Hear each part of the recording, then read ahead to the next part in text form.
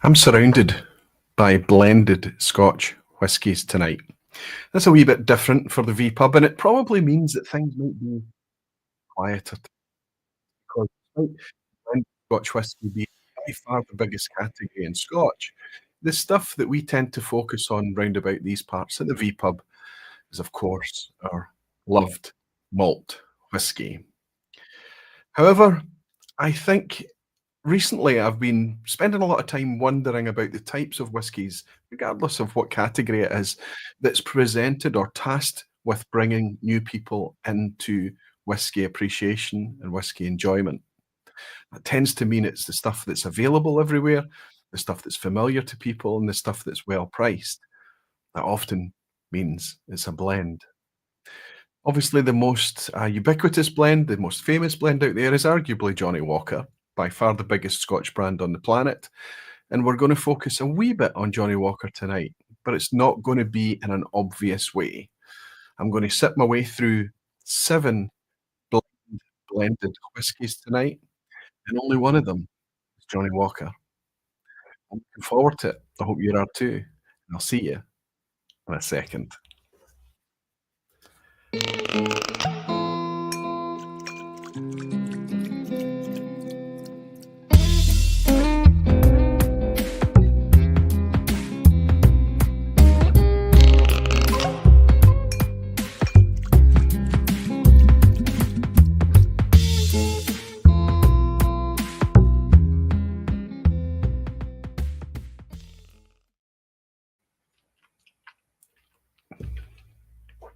Hello, whiskey folk. Hello, everyone.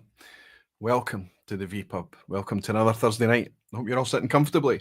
I hope you have something in the glass. If you're picking this up on the replay, welcome.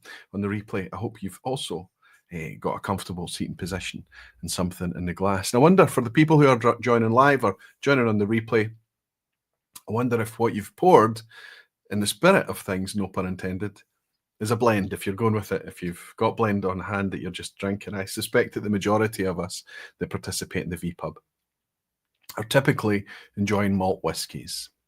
It's a sweeping broad brush generalization, but I think it's true. Most of us are a wee bit promiscuous and we dabble in other categories and things, but I would suggest that if we were to count our collections, blends might take a fairly narrow space on the shelf. And I've been wondering over the years why that is. In theory, if you're going to create something from all the whiskies available and make a blend, theoretically you should be able to make something that's, as they say, I know it's cliched, but it's better than the sum of its parts. But of course, that's if you're blending to make it as good as it can be. Most of the blends that we enjoy today is not blended for that purpose. It's blended to be as good as it can be for a certain price point. It is absolutely blended to a price point, and that makes perfect sense. Now, it's Scotch whisky, so there are minimum requirements that it has to meet. So the quality floor, if you like, is already pretty high, or it should be. I'm going to talk about a couple of dynamics tonight that we can discuss how things have been in Scotch whisky recently and how those things, those challenges that Scotch whisky have faced in recent years and recent decades has potentially affected the quality of our blends. Thereafter, what we're going to do is we're going to nip into a blind session, and I'm going to pour 6 whiskies that I am interested in, that I'm curious about, that I would like to see a wee bit more of. And I would then go on to pour them alongside a Johnnie Walker. It might not be the Johnnie Walker you think. It's the vPub. We tend to do things, if we can, with a wee bit of a twist, and that's what I've attempted tonight. I've got some Johnnie Walker Red in the glass to kick things off. So before we get started and before we set everything up, before I pour these whiskies and take you through the whiskies that I'm going to be sipping blind with you tonight, I'm going to do what we always do and jump in to the lounge and welcome some of you beautiful whiskey folk and dedicated barflies. Good evening, everyone. I hope you're all doing very well. It's nice to have so many of you here, despite the fact that we're not talking about malt whiskey and we are talking about blends. Good to see you all. We've got one glassman, Warner, my friend Warner, saying, cheers, everyone from Miami. Good to welcome you. And always, buddy, how's things going on the YouTube channel? One Glass One Warner is doing some Spanish-speaking content on YouTube, and he's doing a fantastic job. I hope it's going well. Most important thing is, Warner, that you're enjoying it, right, buddy? Julian Rickman is saying, evening, Roy, evening, Barflies. Good to welcome you in, Julian. Fantastic to see you. And Gav's Drams. Looking forward to seeing you, saying Peated. He's asking if Peated is coming to Edinburgh on the 15th of March. Gav's through in Edinburgh, obviously, and he's speaking specifically about the Independent Spirits Festival. I think it might be sold out. I'm not sure. There might be a handful of tickets left. I know for sure that the film premiere and festival ticket is sold out, but you can still maybe get your hands on a festival ticket perhaps. But that's coming up on the 15th of March. I'm really, really looking forward to it. And for patrons and folk close to the channel, we're going to do something on the Sunday as well. Premiere is also showing on the Friday night too. Good to have you in, Gav. Good to have you, Julian. Whiskey Liberation Front, that's my pal Lee J saying, evening Aquavita and all the lovely barflies. Good to see you, buddy.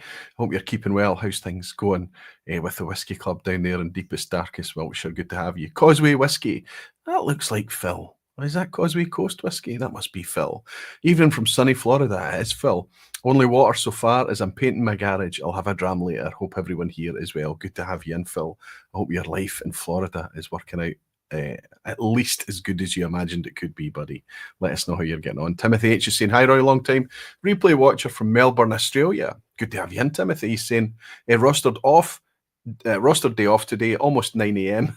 Staying in, so celebrating being in the vPub live with a wee breakfast dram of Deanston 18. Let's raise a wee glass to a breakfast dram of Deanston for Timothy, all the way from Melbourne. Good to have you in, buddy. Cheers. Nice to have you here. And well done to you for having a wee breakfast dram too. David from Portugal is here. Saying Aquavita, here we go. Good to have you in, buddy. I hope you're keeping well. And Matt Bishop, Whiskey Games, is in saying, I see there is a new hedonism out. That's a great value and great dram from Compass Box. And it is a blend, but it's not a blended Scotch whiskey. It's hedonism is actually a blended grain. So there's no malt in hedonism. It's all made up of grain whiskies.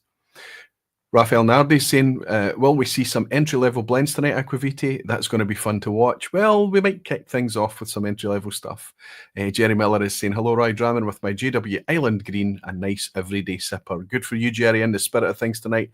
Ryan Sutherland is saying, Heroy blend in hand. I suspect it's one of Ryan's very own Seven Sons blends that he's got in his hand. And the one that I got through far too quickly. I actually got two. And I took one along to a tasting I held in Glasgow, and we opened up the tasting with it, Ryan, and it went down well, to the point that despite up against some very, very good drams that night, that Seven Sons blended, I think it was a 10 or 11-year-old, I can't remember now. I'm sure there was an age statement on it, but it went down very well with some people actually picking it as their favourite for the night. I think I've already mentioned that. Do you?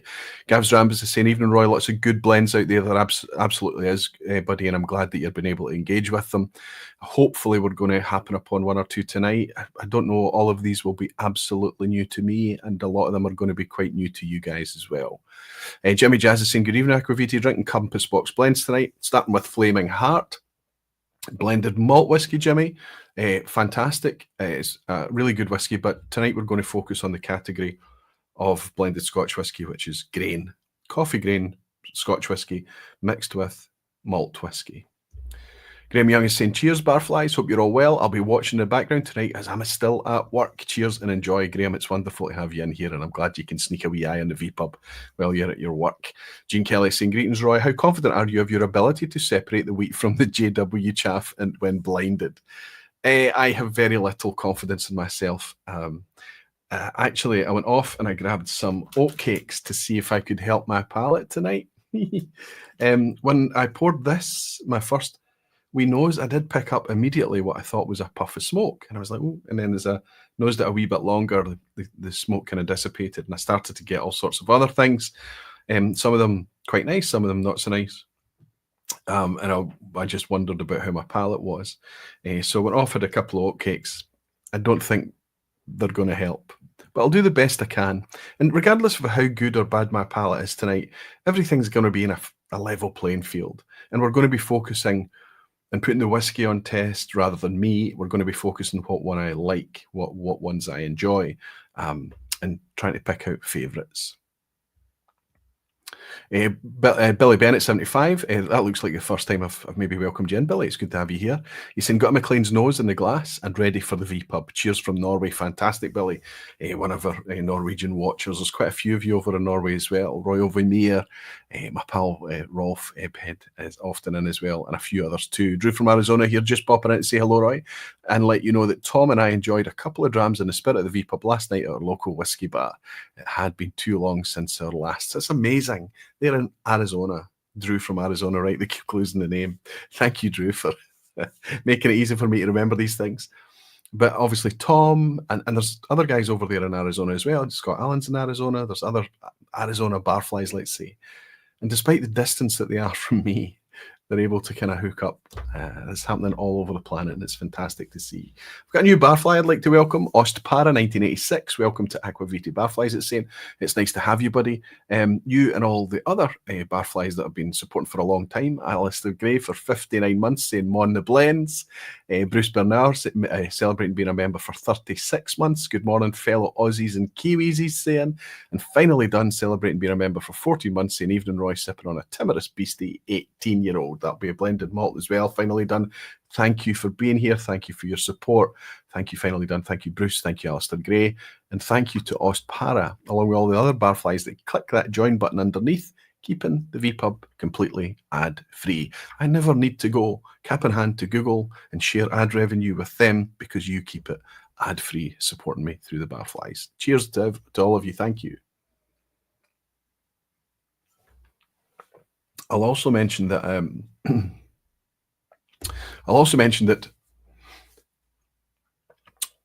all of my support, the reason that the vPub has been going for, well, the channel's been going for over 8 years now. On the 17th of February, it tripped its 8th year. The vPub's been going since 2017 as well. I think its 8th year will come up later in this year. The reason that we're able to go that amount of time is because of my fantastic support in Patreon. You need looked after. You really do. Thank you so much to everyone. Anyway, all right. Burkey73 saying, good evening, Roy and Barflies. Edredar 12 in a glass. Have a great one, Slantia. Have a great Edredar 12. I hope it's going down well, Burkey. Nice for you to drop in. Whiskey Lovers Society saying is enjoying a Royal Salute 21. You're in the posh stuff tonight. It's good to see you in, Gert. It's always nice to welcome you, buddy. But that's it's a wee bit out of the price band, the Royal Salute 21-year-old tonight. We're going to be focusing on kind of mid-level stuff. What I've got in the glass right now, as I've already confessed, is a Johnnie Walker Red. That's what we've started tonight with. I don't know if I've ever talked about Johnnie Walker Red on the vPub. Certainly not in anger, so to speak, or not for any. I don't think I've done anything practical with it. It's maybe appeared in quiz questions. Certainly it's always across my shoulder here. But the one that you see over my shoulder here is actually a 1960s bottling. So theoretically, I think it's unlikely, but there could be 1950s liquid in that bottle, right? Certainly, it's very old. It tastes very old. It's got that really old bottle effect thing going on. It's got quite a dank, fusty nature to it, but it's still quite fruity and tropical and light, and there's still a lot of fun to be had sipping it. I had a wee sip setting up for this vPub when I was preparing for this vPub earlier in the week. And I can understand why I'm not going back and drinking a lot of it, because it's not the type of thing that you want to have a second pour of. There is a strange, odd note to it that it's developed in the glass over the years, obviously. But that and the 1990s bottle of Johnnie Walker Black Label that you see here, and this one off to the right of those is the Johnnie Walker Green 15-year-old blended malt. They tend to be floating around always. But I went out and bought this week just for tonight's session. It's a long time since I've had Red Label on the shelf, and I have to say to you that I was prepared for worse. I hope that we're going to get better tonight. This isn't spectacular whiskey. And on the nose, it kind of fits with expectation. It does smell like whiskey. It smells quite nice as whiskey goes, but there is a kind of bubblegum and PVA glue nose to things. There's a solventy lick to it. I also detect, and this happens on the texture as well, I'm very suspicious that caramel colorant is used here not just to make it a darker shade, but also to kind of round things off a little bit, to emulsify the liquid a bit. And it does have that kind of almost like a burnt sugar saccharine sweet lick to it that kind of sometimes can be produced by caramel colorant. Regardless, we have to. This is not going to be a session of vPub that we're going to, hang Johnnie Walker, red label, black label, whatever label out to dry. What we're going to do is have a practical session and talking about the value that they offer and the place that they hold. I paid £18.50 for this, and that was on offer. The retail, according to the shelf edge label, was £24. £24 to me is still, if you're trying to get into whiskey, it's still a significant lump of money to go along and spend blind. And I'm curious as to what these people that will pick up a Johnnie Walker Red Label as their first bottle, what kind of experience that they're going to get. They're going to taste a fruity whiskey, but I think they're also going to be dealing with a little bit of a glue and a paste note. There is a kind of pink bubblegum thing. It's not necessarily nasty, but I think it comes from quite young grain. And there is some warm orange citrus notes. I thought I detected a wee bit of peat earlier, but suffering from peat blight, I think I've long since cancelled that out. But aye, if this was the only whiskey on hand, you'd get by. You would.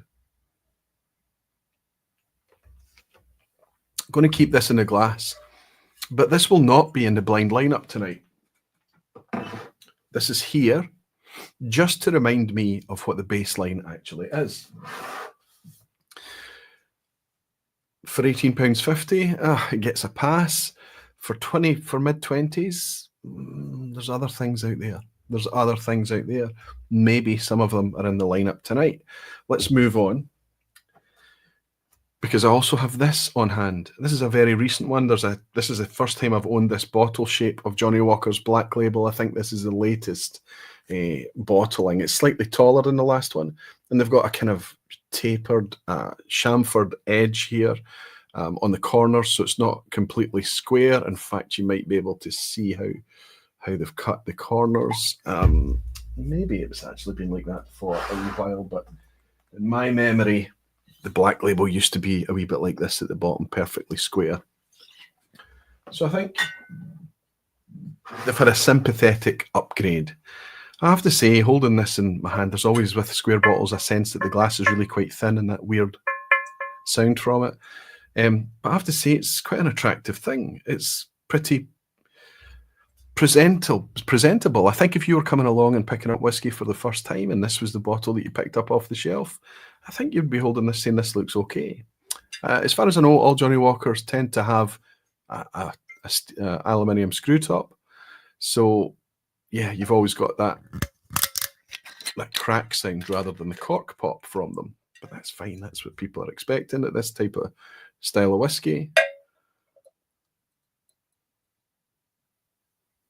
Silent pour, no glug from it. This has got an age statement on it. Johnnie Walker Black is 12 years old, of course. Both of them in my market here, certainly, and I think globally, are these always 40%, maybe 43 on export.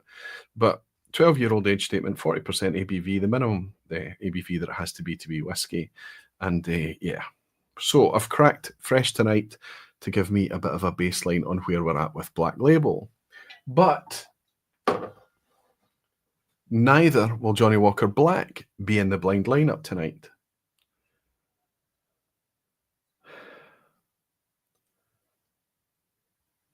It benefits a lot from the age. That's an obvious thing to say. But where I was getting that quite spirity kind of bubblegum glue type notes, it's very, very difficult to detect that type of thing in this.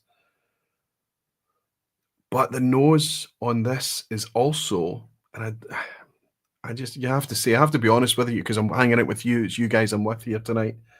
The nose on this is it's a bit dull. It's a bit flat. It's a bit insipid. There are some fruit notes here. There's some nice fruit notes. You might even talk about some kind of cooked and dried fruits, fruit notes even, but generally it's orchard and citrus. Some kind of dried dates and figs, that type of thing, a fudgy toffee edge to things. Like I say, a bit more poise, a bit more rigid, firm presence, but altogether a wee bit flat. Let's go in for the sip.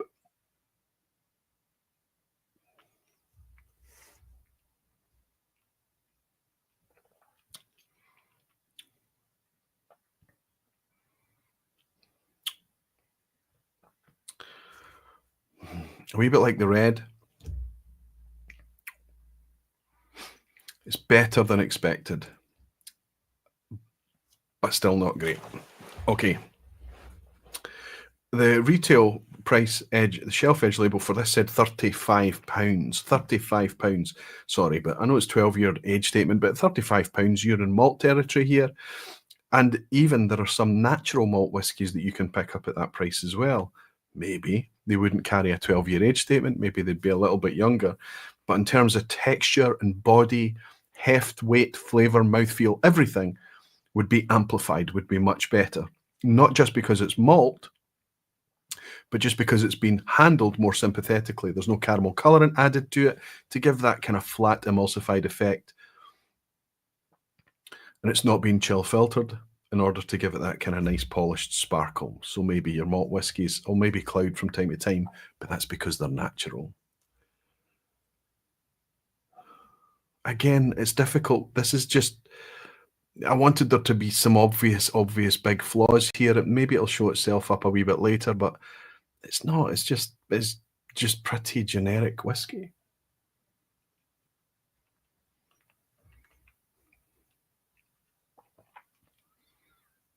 There's no real vibrance to it. It's all very soft and, I know I've said the word generic, but I think you know where I'm coming from here. What I'm going to do is I'm going to keep my red label here. I'm going to put my black label alongside it, and I'm going to start taking you through the whiskies that we're going to explore tonight, because that's what you're interested in. But I think it's important that we start off with these.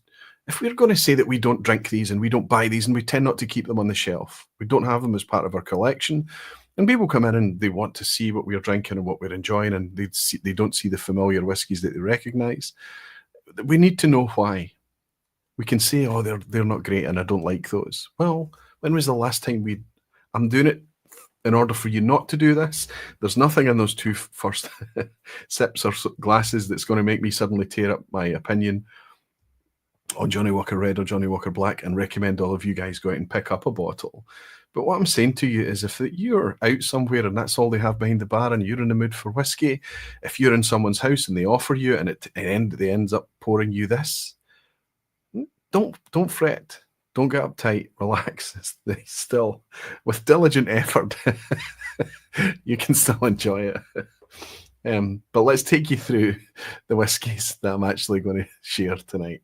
David Hong's bought me a dram, like you always do. David, it's so nice to have you in, buddy. I hope all is well, he's saying. I think JW Black is a better buy.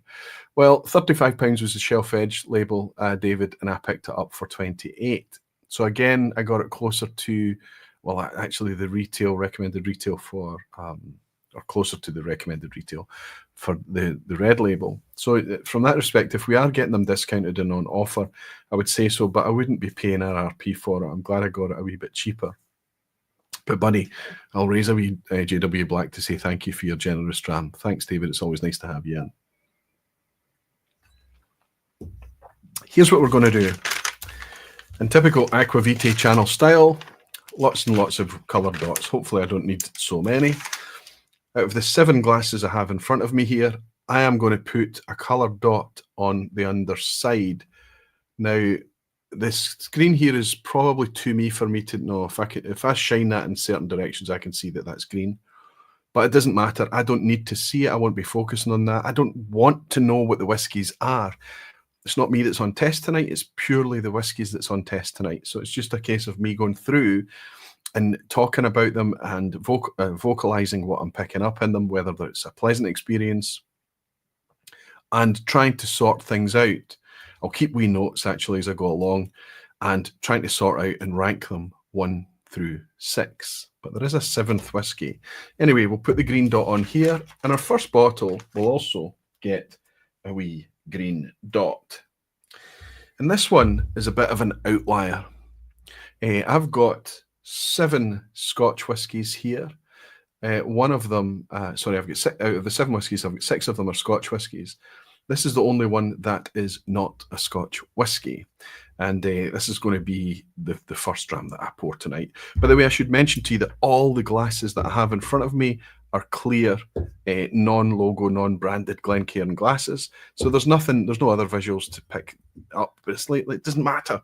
It's not me that's on test. It's very much the whiskies that's on test tonight. But let's get this whiskey into the glass, and I'll tell you what it is. This is the outlier because it's a world blended whiskey, and I just put it in there just to mix things up a wee bit. I didn't want to keep things all samey, but it's also by far the most expensive. It's on hand, it's here. I'd be as well opening it and using it as part of the lineup here just to keep everything else honest, and I'll tell you exactly what this is. You can never tell which is the front label of this bottle, but this is Ichiro's Malt. Specifically, sorry, Ichiro's Malt and Grain this is. So I think probably that's the front label there. Quite a pretty label. Obviously lots of kind of Japanese messaging here, but if we read into this and we look at it, in fact, I can tell you the whiskey is blended by Ichiro Akato, founder of the Chichibu distillery. My goodness. He revels, does he? He travels to find casks. Not only is the text tiny, but you can't read it against the leaf. Can you see that? Look at this text. You know, for old eyes like mine, that's not fair, is it? He travels to find casks to perfect his blend in addition to his Chichibu single malt. This is world blended whiskey. It does say on the label front and center, non-chill filtered and non-coloured. That's what we like to see. We'll never see that on a JW bottle. It's very unlikely. But on the back, it's 46.5% ABV. And this is imported by Specialty Drinks, this one, which is the Whiskey Exchange. Oh, no, that's not true. Once upon a time it was. It's Elixir, isn't it? But on the map, it says Ireland, Scotland, Japan, United States of America, and Canada. Now, that doesn't necessarily suggest that all of those are included in this blend. But that's our outlier, our oddball malt with the green dot. So if you remember that, green is our, I might have to pour out a generous amount because I'm not going to be able to go back and top it up without looking at the colour underneath, right? Weird. Did anyone pick that up? Some weird lighting things happening going on. It's the trouble with doing things live, right? Just I hope it's not a power issue. Okay, so that's our first, our outlier, a world whiskey, just to keep things a wee bit mixed up. Everything else from here on in is going to be Scotch blended whiskey. Everything else, with the exception of one, is going to be natural blended whiskey. What do I mean by natural? That means there is a statement on the bottle that they have declared that they don't chill filter the whiskey and they don't add colouring to it. They don't take anything away and they don't add anything. So first up, first time in the vPub, you might recognise this. Some of you might know it and enjoy it already. Let's catch up with this chat. But this is a pretty recent addition from Compass Box. Now, typically Compass Box tend to put out a lot of blended malt Scotch whiskies. The Artist blend, the Glasgow blend are slight differences there. They're 43% ABV blended Scotch whiskies. So they would be the type of thing that could be included tonight. But I've talked about Artist blend. I've talked about the Glasgow blend. I've talked about the Great King Street series from Compass Box multiple times in the past. Like I've spoken about Cutty Sark Prohibition. That doesn't appear tonight. It's a fantastic whiskey, by the way, for you to pick up for 20 odd pounds, 50% ABV, and way more tasty than you might imagine or expect it to be. McLean's Nose isn't here. £30 there, but there or thereabouts. High malt content from Adelphi Distillery. Fantastic whiskey, fantastic value. It doesn't get put forward as Ralphie's Whiskey of the Year for nothing, right? But it doesn't appear as part of the mix tonight. We're well versed. We know this one. Like Thompson Brothers TBBSW, that we also know very, very well and have tasted it batch by batch by batch over the years. Tonight, I'm hoping that we're going to be bringing relatively new products to you that you might not have tried before. I know that a lot of you are way ahead of me and you will have tried them before, but generally speaking, it'll be the first time that they've appeared on the vPub. So this is Nectarosity, and the inspiration behind this is very kind of patisserie, that type of thing. They talk a lot about honeys and caramels and pastries, that type of thing. And they've decided to come up with it. And Compass Box are really good at making a handsome bottle, right? It's just really, it's eye-catching. It's just always a very good design. The tall, elegant bottle, it's just a slightly nicer take on the tall round. They're just nice, attractive bottles, nice gifts to give to people. But this was not cheap. Bear in mind that Orchard House from Compass Box, a blended malt, a delicious fruity blended malt, you can usually pick up for 40, 45 pounds less, maybe sometimes. This Nectarosity is 55 pounds recommended retail. I picked this up just a wee bit under that, but 55 quid. This has got a lot of work to do. So this Nectarosity, we're just out of pure, let's just go with orange for the sake of, it might help you remember as well.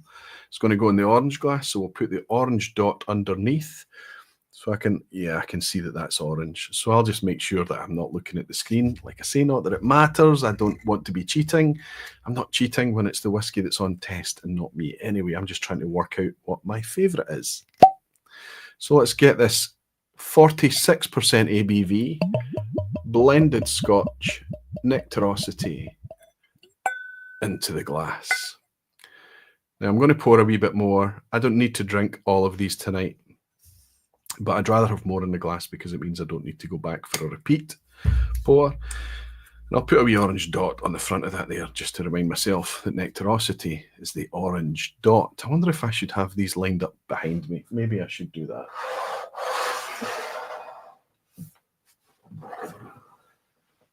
So that you can be reminded of what they are. There's the Ichiros, there's the green. Compass Box at 46% is orange. There we go. Moving on, moving swiftly along. We've got something that's a wee bit more parochial, a wee bit more kind of local to here, a wee bit more kind of UK based. This is from a relatively new range of products from Whiskey Souls Limited. This is their very own blended whiskey. It's a very attractive bottle, I have to say. I've been quite struck by how pretty this is. It's not just a white label on the front, but there's some nice artwork around to the side here. And then they go into quite a lot of discussion here on what they're doing with this whiskey on the side. It's one of 3 bottles that I'll share with you tonight that's running off a similar theme of using a Solera system, or let's say their own in-house blending experimentation type thing. So what they've done here, there's an age statement on this. So everything that goes into that vat, that Solera vat, I assume it's a vat. Think of the Thompson Brothers SRV5. What they do with their oak vat is I think it's a 1,200 litre vat at Thompson Brothers. They bottle from it and they empty it down to about 400 litres, and they keep 400 litres in it every time, and then they top up again. So theoretically, that 400 litres each time is kind of getting older and older over time, and it should slightly change each batch of the whiskey as they release it batch by batch. That's kind of how a Solera system is employed in whiskey rather than the kind of Solera system in sherry or in Spain. So they've put that on the label that that's what they're doing. But this is a 15-year age statement on this, so it's good start right away. 46% ABV. I like it, the Ichiro's malt. It tells us on here non-chill filtered in natural colour, distilled, matured and bottled in Scotland. Of course, it has to be. Blended whiskey is an exception, however. Blended whiskey does not have to be bottled in Scotland, but it does have to be matured in Scotland. It can be exported bulk. So we need to put a sticker on this one, don't we? So Living Souls is going to get a red sticker. Stick it on the front. always get nervous when I do these things because there's always so many banana skins for you to trip yourself up on as you sip away throughout the night. But since we all do it together, if I get the red face, maybe a lot more of you will be confident about not worrying about red faces, right? So that's our Living Souls, a 15-year-old. And this is by far the oldest whiskey that I'm going to have here. In fact, I do believe it's the only one with an age statement on it. I should mention prices as well. The Ichiro's malt was expensive at £68. That's our outlier. That's the most expensive one. Nectarosity, as I mentioned to you there, is £54 I paid, £55 RRP. This Living Souls, with a 15-year age statement on it and fully natural, was a bargain at £48. I think the RRP on this is maybe 50, but there's one or two deals. They're knocking pounds off here and there on these types of products. So I picked it up a wee bit cheaper. So we've got a nice 15-year-old there in the mix with a red dot on the underside. We continue. Let's see what else we've got to share with you tonight. Well, that's me halfway through the pouring. Let's jump into the chat and not be ignoring you as I get my busy pour on. Justin Wan is saying Halloween coming early this year. Hey, I wonder why you're talking about Halloween, Justin. What have I mentioned? Tommy Elmer, good to see you, Tom. Wouldn't that be a sold-out edition if JW actually bottled some no-chill filter, no colour added? I know, buddy. I know. Listen, let's be fair to Johnnie Walker. Over the years, they have brought out some cask strength versions, some higher ABV, some playful things, some ex-bourbon, exclusively ex-bourbon editions, those type of things. But I agree with you, Tom. They never put natural statements on the label. Not in my experience, at least. Jimmy Legacy saying, proper blended whiskey. I wonder if he's talking about the Compass Box stuff. Antonio Diaz bought me a wee dram. Thank you very much, Antonio. He's saying crafted blend Rebels Reserve from Murray McDavid. It's a 12-year-old, 49.5% Madeira and red wine casks. Is that a wee recommendation, Antonio? Is it something that you're enjoying? Thank you very much for your generous dram, buddy. And thanks to Eric Cunliffe for becoming a member of the Aquavite Barflies. I feel like that's a pink barfly. You've been a member for a long time, fella. Good to have you in, Eric. And thank you for the generous dram, Antonio. Cheers. I was a Johnnie Walker Black I was sipping at, by the way. I'm not jumping the gun. Okay, let's go on to dram number 4. Again, this is another one of these kind of playful, kind of experimental things. This is not a Solera system, though. This is from Leith Whiskey. Portaleith Distillery is open now and producing whiskey. They've not released any of their own whiskey yet. So they're doing these kind of playful things with sourced whiskey, of course. And what they're doing here is that they're sourcing whiskies that they say that they like, and they're vatting them together. And then batch by batch, they're bringing out different batches. This is batch 3 of their Perpetuity. This is in a very, very wine-like bottle. I wonder if this is kind of a foreshadowing of what they're actually going to bring out when they bring out Leith whiskey, if it's going to be in a bottle similar to this, or if they're just doing this to be really quite different. They're telling us on the label, which is really nice, that it is natural colour, non-chill filtered, 46% ABV, and this particular outturn is 1,200 bottles. Some nice kind of artwork there on the side too. I wonder who the people are on the side, if there's people that are involved. But this is like Leith selling their own take on an infinity bottle, right? Or they're making an infinity vatting that's going to change each time. So they'll mix the thing up and they'll let it marry, I guess, for a while. And then I suppose when they feel it's ready, they'll bring out a new batch. Very unlikely to get a... Oh, we do. Good stuff. So we'll put on this one, our next colour is going to be difficult to make out for you guys, I think, but this is a purple. So put a wee purple dot on the bottom of the Perpetuity. Purple for Perpetuity, there you go. You can remember that. And I'll stick a dot on this here at the front. So dram 4, 46% ABV bottle from Leith. And I paid 45 quid for this one.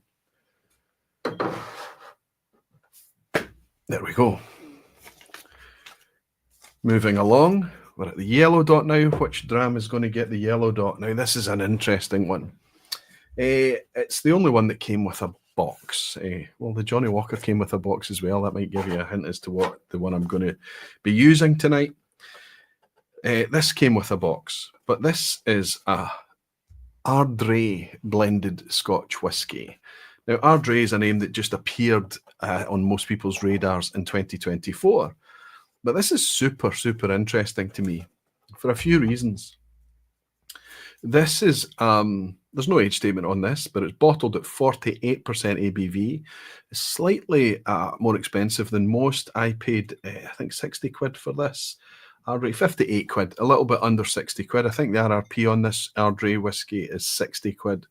There was a dram face review on this recently that prompted me to purchase this bottle. It was Murdo, I think, going from memory, it was Murdo that reviewed this one.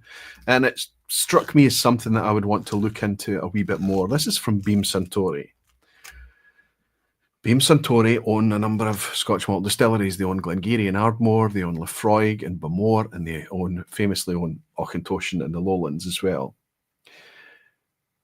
A lot of the distilleries I've just mentioned to you have a pretty poor representation, with the exception, maybe you could argue, of Glengarry.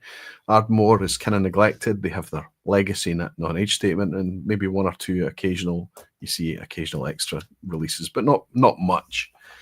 Auchentoshan is just really, really poor whiskey, I believe. Far too diluted, far too compromised, far too insipid. It's just a shame for one of my local distilleries here to suffer like that, because when you do get cast strength Auchentoshan, which is pretty rare, when you do taste Auchentoshan from an indie, for example, you get a completely different experience. And the same can be said for Bamore, which is also largely abused. So why have we got a blended Scotch from Beam Suntory at 48% ABV? A premium product as well at that price point. Where are they going with this? What's really, really super interesting to me on this Ardray, though, is the messaging on the packaging. I'll spare you all the spiel, but once we get down to the bottom, I'll talk to you about where does it talk about it? It talks about marrying past and future in tribute and in celebration, non-chill filtered, natural colour, all to retain roundness and fullness. This is Beam Suntory putting this on their packaging. Ironically, they're not putting that on the packaging of their malt, where that is a real bonus. They're putting that on their blended Scotch whisky. Now, we don't know how much of this is malt and how much of this is grain. 48% ABV, but grain whisky from a coffee still, it's not made from malted barley. There's only tends to be 5% malted barley in the mash, in the mix for grain whisky that goes through that coffee still distillation. It tends not to suffer from flocculation, from clouding. It doesn't suffer from the Scotch mist that malt whisky does. So they don't need to chill filter it. The reason that blends tend to be polished and chill filtered is because there's malt in there. And of course, it just gives the whiskey a nice wee glint and shine.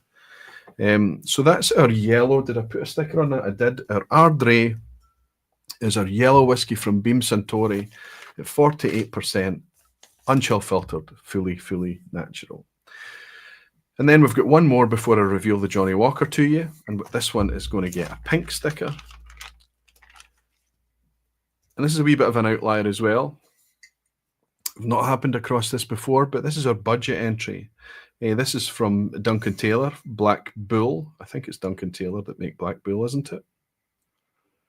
Maybe it doesn't say on there, Black Bull Whisky Co., Huntly, Aberdeenshire. I'm pretty sure that Black Bull is Duncan Taylor. Regardless, this is their Kyloe.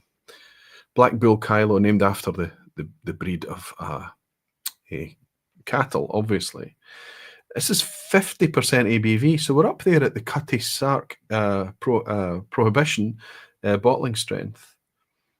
This was similar price to Cutty Sark Prohibition as well.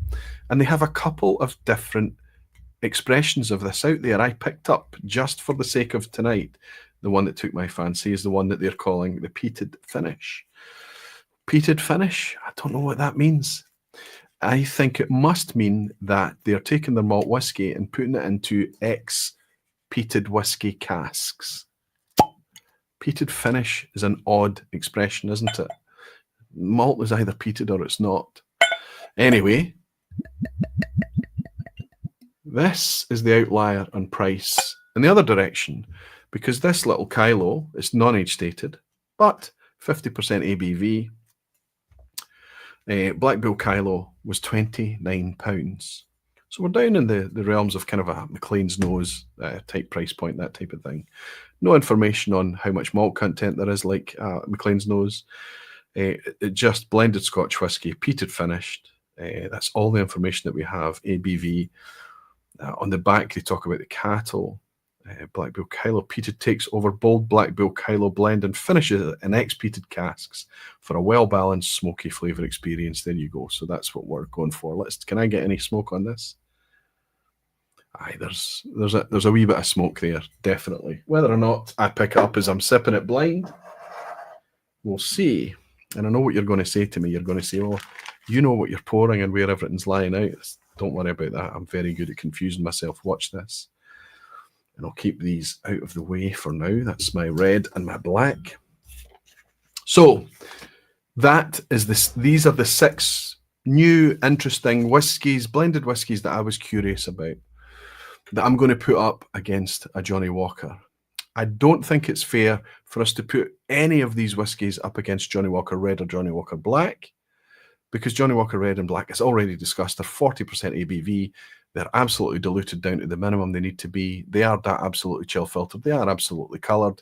Whereas you can see I've put on a spread of the majority of what I've got in front of me is, in fact, everything is apart from that Kyloe at the end there. And even that may be unchill filtered at 50% ABV and natural colour, but they've not put it on the label. So we don't know.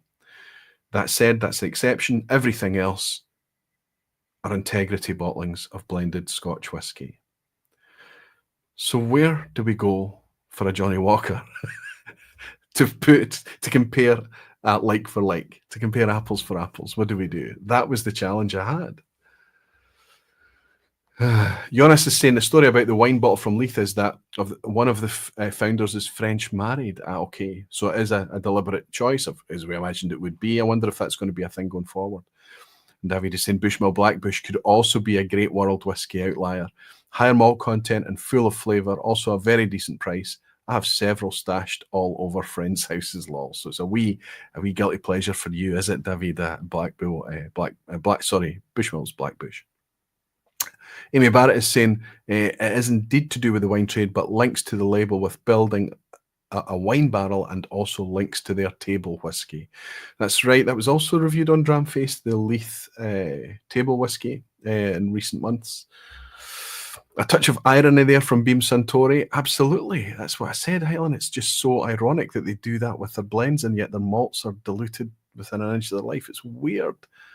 Peter Hunt is saying, I always thought the Ardray was a bit pricey. It is a bit pricey. It was, like I say, it's the Dramface review that encouraged me to take a punt on it. Tommy Elmer is saying, but Aquavita, don't spank them for doing good. Give them an attaboy. Well, listen, I'll do that exactly if the liquid in the glass ends up tasting quite good as well. Gordon Burniston is here. Good to see you, Gordon. Gordon, you might have noticed last week when I had more space over my shoulder, your hats were laid out here. I got 3 Gordon Burniston hats with whiskey-themed messaging on the front. Thank you very much, buddy. It's nice to have them. Surprised Ardray took as long as it did to show up on the enthusiast radar. I think it initially launched in 2023, so nearly 2 years ago. Well, I mean, it's one of these, where is it positioned at? Where are they taking it to? Are they at festivals? Are they, and also the price point, we need to understand, I guess, it takes people like Murdo at Dramface and myself to pick it up and give it a try, but we'll see if it cuts the mustard tonight. But if I look at all of that, the only one that's more expensive than it is Ichiro's World Whiskey Malt, and that's trading heavily on the fact that there's potentially some Chichibu in there, right? Christian K is saying the JW Celebratory blend for their 200th and 2020 is quite good too. 51%, still available to buy, but also cheap in auctions. You guys never cease to amaze me. You're always very good at reading my mind. Jean Kelly saying, kudos, before a sip is taken, you've assembled a remarkable lineup. Thank you, Jean. Whiskey with Molly saying, time for first dram of the night, and it's the new Glen Scotia Festival release. Hope it's as good as I think it's going to be. Good luck there. I hope it's a belter for you, buddy. Good to have you in, Ben. And Doodle Dram Ernie's here saying, I seem to have skipped a whole introductory chapter to whiskey with ubiquitous blends. Some recapping for me to do still. There's no rush for any of this, Arnie. Things will come along at that time when it suits you and mood and moment. Okay, we've got a brown sticker now. It's an odd colour to choose, but it was just what I had. I don't know if you can make out that wee sticker's brown on the bottom. And we need one for our final bottle. And just like I was spotted by, who was it? Was it Christian? Was it Christian that spotted? This is what I've gone for. It's Celebratory blend. We have, and I like this. This is a very aesthetic bottle. This takes inspiration from the first ever Johnnie Walker bottlings. I think it was called the Old Highland blend back in the day. So we're going back over 100 years ago. The original Johnnie Walker bottles would have had a white label on it. And it was 10 or 20, 30 years later before the red label started to appear. But this is going back to the original Johnnie Walker white label bottles. And the reason for that is because Johnnie Walker wanted to celebrate 200 years of Johnnie Walker, which I don't think is right, actually. 200 years was the celebration of the presence of the shop in Kilmarnock. 1820 was the original shop, right? Walker Brothers shop. The whiskey itself, well, it was 1860 before storing and blending and bond was actually permitted. So that's when things like Johnnie Walker started to take off, especially when phylloxera kicked in a couple of decades after that, decimated the French vineyards and things. They needed a drink that wasn't their brandies or whatever they were sipping, and they ended up Scotch was ready to take the spot, and that elevated Scotch considerably. A lot of history behind. You'll notice that the plinth I had earlier on was the long stride. It's the kind of history written by Nick Morgan, the history of Johnnie Walker. There's a lot of language in there is very much kind of on message. It's on brand and things like that. But the book, if you kind of read it with that in mind, overall the book actually maps a lot of the dynamics that was happening in Scotch whisky generally, just through the lens of obviously Johnnie Walker as a brand. It is an iconic brand. It's got a lot of history to celebrate. So in 2020, they decided that's 200 years since 1820. Let's put out something to market. And they put this out, which is better than they've done at other times. I'll never forget when Jim Beveridge retired. And to celebrate World Whisky Day, they put out the Distiller's Cut or the Master's Cut or something they called it. They basically took some Cameron Bridge grain, which is the biggest whiskey distillery in all of Europe, millions of the stuff. They took some of that, non-age statement, and they mixed it with Roseisle malt. Roseisle is Diageo's biggest distillery by far in Scotland, making malt whiskey. No specification over what kind of malt it was, whether it was 50-50, 30-70, we don't know, but it was a blend of those two, the two biggest distilleries. They limited it to 1,000 bottles and sold these non-age stated bottles to celebrate World Whisky Day and Jim Beveridge at £1,000 each. Just contrived, manufactured scarcity, utter cynicism, utter nonsense, just so sickeningly weird, just very odd. That is not what this is. This was a big global outturn, and it was a kind of mid-priced product. I picked this up. I think it was Christian talking about getting it on secondary for cheap. I paid at retail 54 quid for this bottle. The reason I went for this, it does not say natural whiskey on the label. It doesn't say non-chill filtered. It doesn't say no colour added, but it's at 51% ABV. And I have a vague memory that I have tried this before and was quite impressed by it. But I can't be sure. It was just the obvious one to go for tonight. Quite a nice box we've got going on here with a wee bit of messaging on it. And as you open it up, you've got some imagery there of the original shop down in Kilmarnock. Not a lot of messaging on the inside. It's just a kind of repeat of Keep Walking, the Johnnie Walker messaging. But what it does say on the inside, which is interesting, they talk about why they've bottled it at this strength. John Walker and Sons Celebratory blend is inspired by one of these breakthrough moments with the release of Old Highland whiskey in the 1860s that took our whiskey from Scotland to the four corners of the world. But it also mentions this rich and complex blend is inspired by the flavours found in stock books from the Walkers family grocery store in the 1860s. And it uses whiskies from distilleries which were operating at that time. The blend's unique strength is similar to that of our Old Highland whiskey sold during that era. So they're admitting that Johnnie Walker at 40% that we drink today is a product of today's legislation, and back in the original days of the 1860s when blending became a thing, something a bit closer to 51% ABV would have been the chosen strength. So we've got our brown sticker on the base of this, and this is our final whiskey. We can start to get sipping, and I can start to work out what my favourite is. We'll put a wee brown sticker on that there.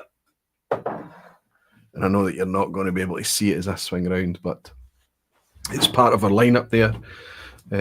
So we've got a busy little shelf going on of blends. I've got a busy, I've not even poured it.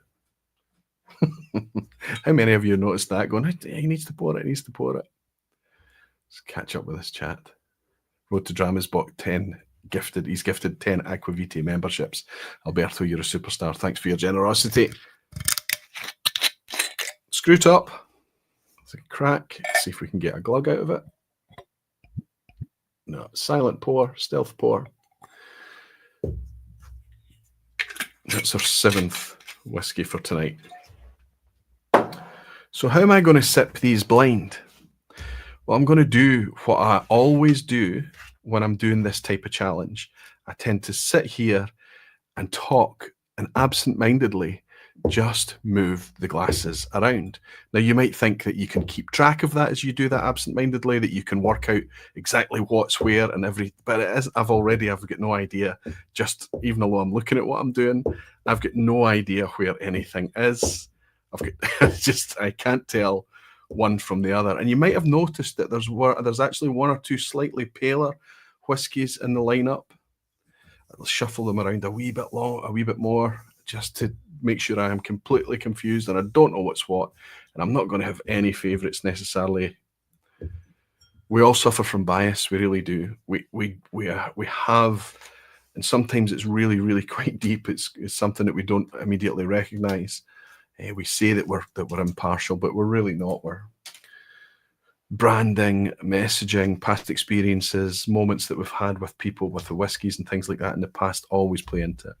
So I've got my pen in my hand. I've now got my 7 whiskies laid out in front of me, and I have no clue what's in front of me.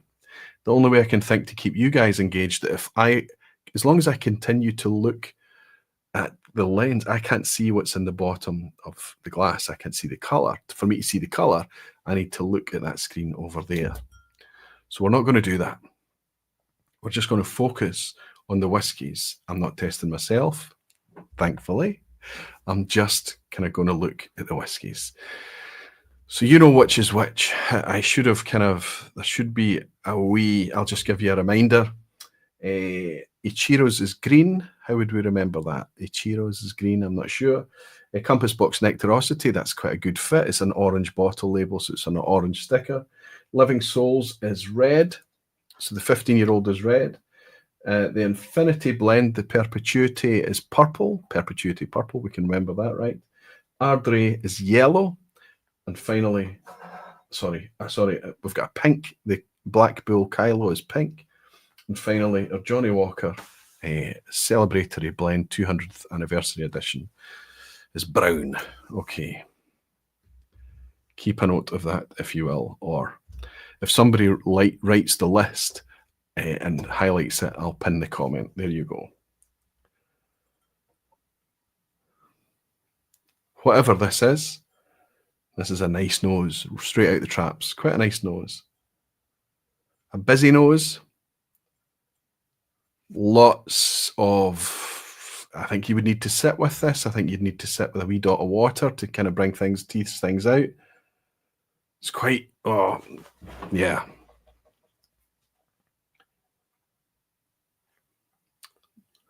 Fair bit of fruit, but a fair bit of fudge and toffee. Cinnamon spice too. Really all over the place. Lots and lots of stuff going on here. I should maybe have a wee water dropper on hand. I've got one here. I've got some water if I need to reach for water for any of these to help me. But I'm not trying to do anything other than... So we're going to see lots going on. Spice and fruit. No alcohol burn whatsoever. Very soft.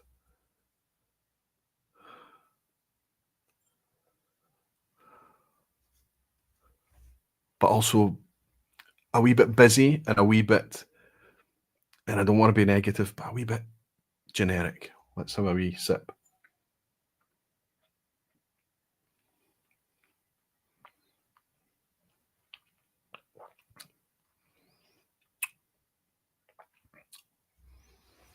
Okay, it's good flavour. It's nice. Ginger and cinnamon, nice spice.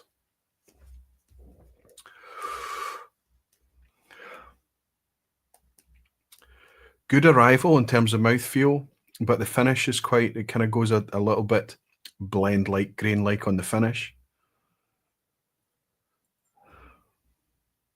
A nice prickle, a nice sparkle to things.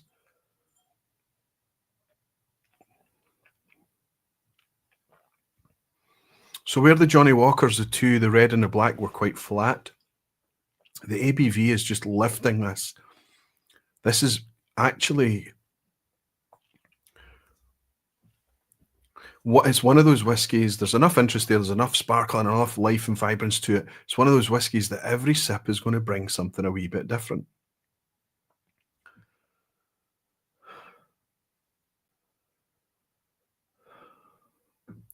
What was our highest ABV?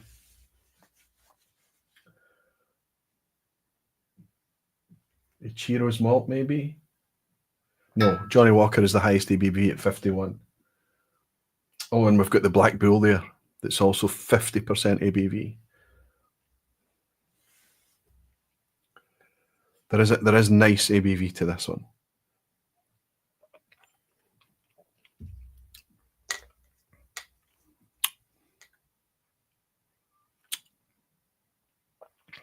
It's getting better. It's getting better. Okay, first one. That's a pretty good start. 50 quid's worth. I think I'd be quite happy at that. Getting on to 60, 70 quid's worth, it'd be a bit harder sell. So let's see how we work out. Next one.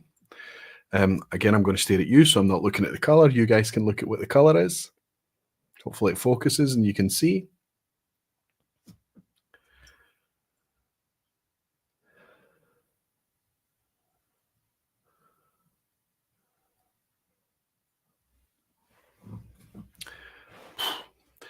So what's our oldest age statement here? 15 years old. The only age stated one is 15 years old, living souls. This could be it. There's maturity here. There's old liquid in this. Wow.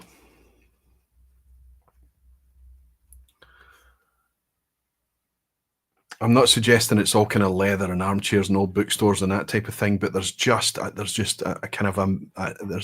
a teenage years vibe to this. High teenage years. There's definitely a nice kind of structured, bold sherry backbone too. This is nice.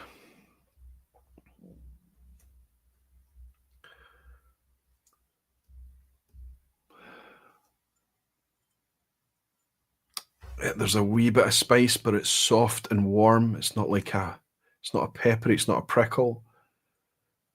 A biscuity vibe. Cinnamon, soft cinnamon. Soft, caramelized. That's what it is. It's like a caramelized, like a Biscoff or something.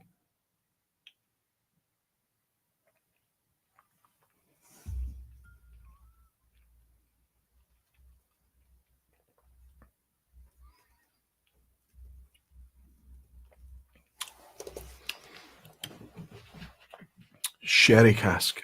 Definitely sherry in this. I'm going to write sherry twice here. I'm not suggesting it's all made up of sherry cask, but this is the predominant, the leading foot on this glass is some nice sherry in the mix.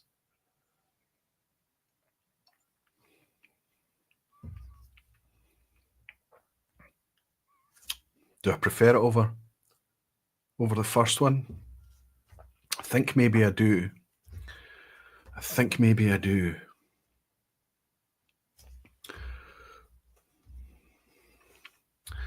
Okay, let's move on to the third one. I know that this is not particularly good to watch,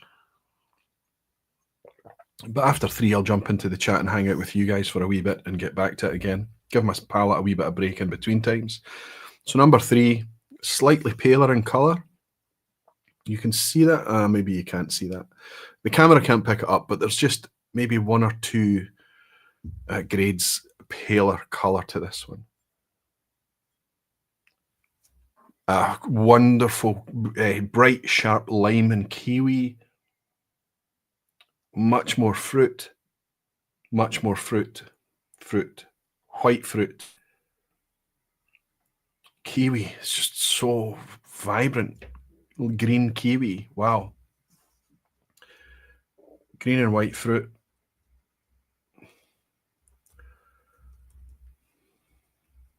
Kiwi. Incredible. Maybe a wee bit of melon, Gallia melon. Lovely fruit. This is a delicate, bright, light thing compared to the 2 I've just had. Sorry, I should show you the colour. So I'll just hold it here, let it focus for a minute. I don't know how long it's going to take to focus. Hopefully it's focused. Hopefully you can see something, whatever that was. Oh, this is so...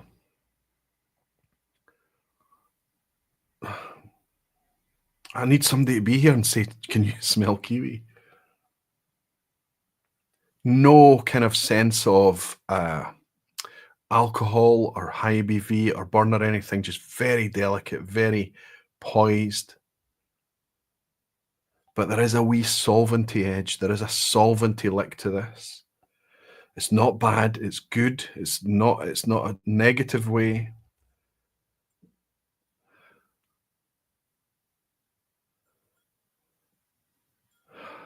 This is a lovely nose. This is by far this is a couch nose. This is a sofa. This is a type of dram that you could take and sit on the sofa and sit for the entire night nosing it. This is this can only let me down on the palate, right? It's just such a bloody lovely nose. A wee bit of a strawberry frutella, like a fake strawberry, candy strawberry. I'm trying to find other things. There's lots in here, but the fruit is just so kind of bang. Anyway, let's have a wee sip of it.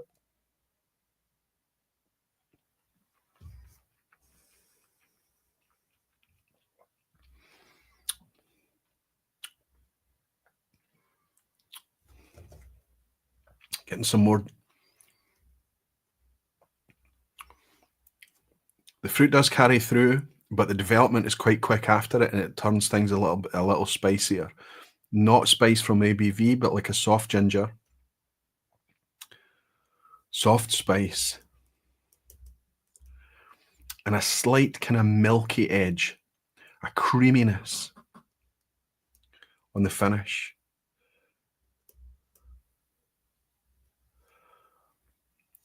This is completely different. We've gone.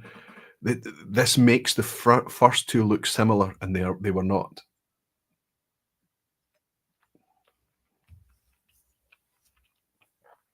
Quiet, soft, gentle, clean, sweet fruit. Wee bit of spirit. Wee bit of soft spice on the finish.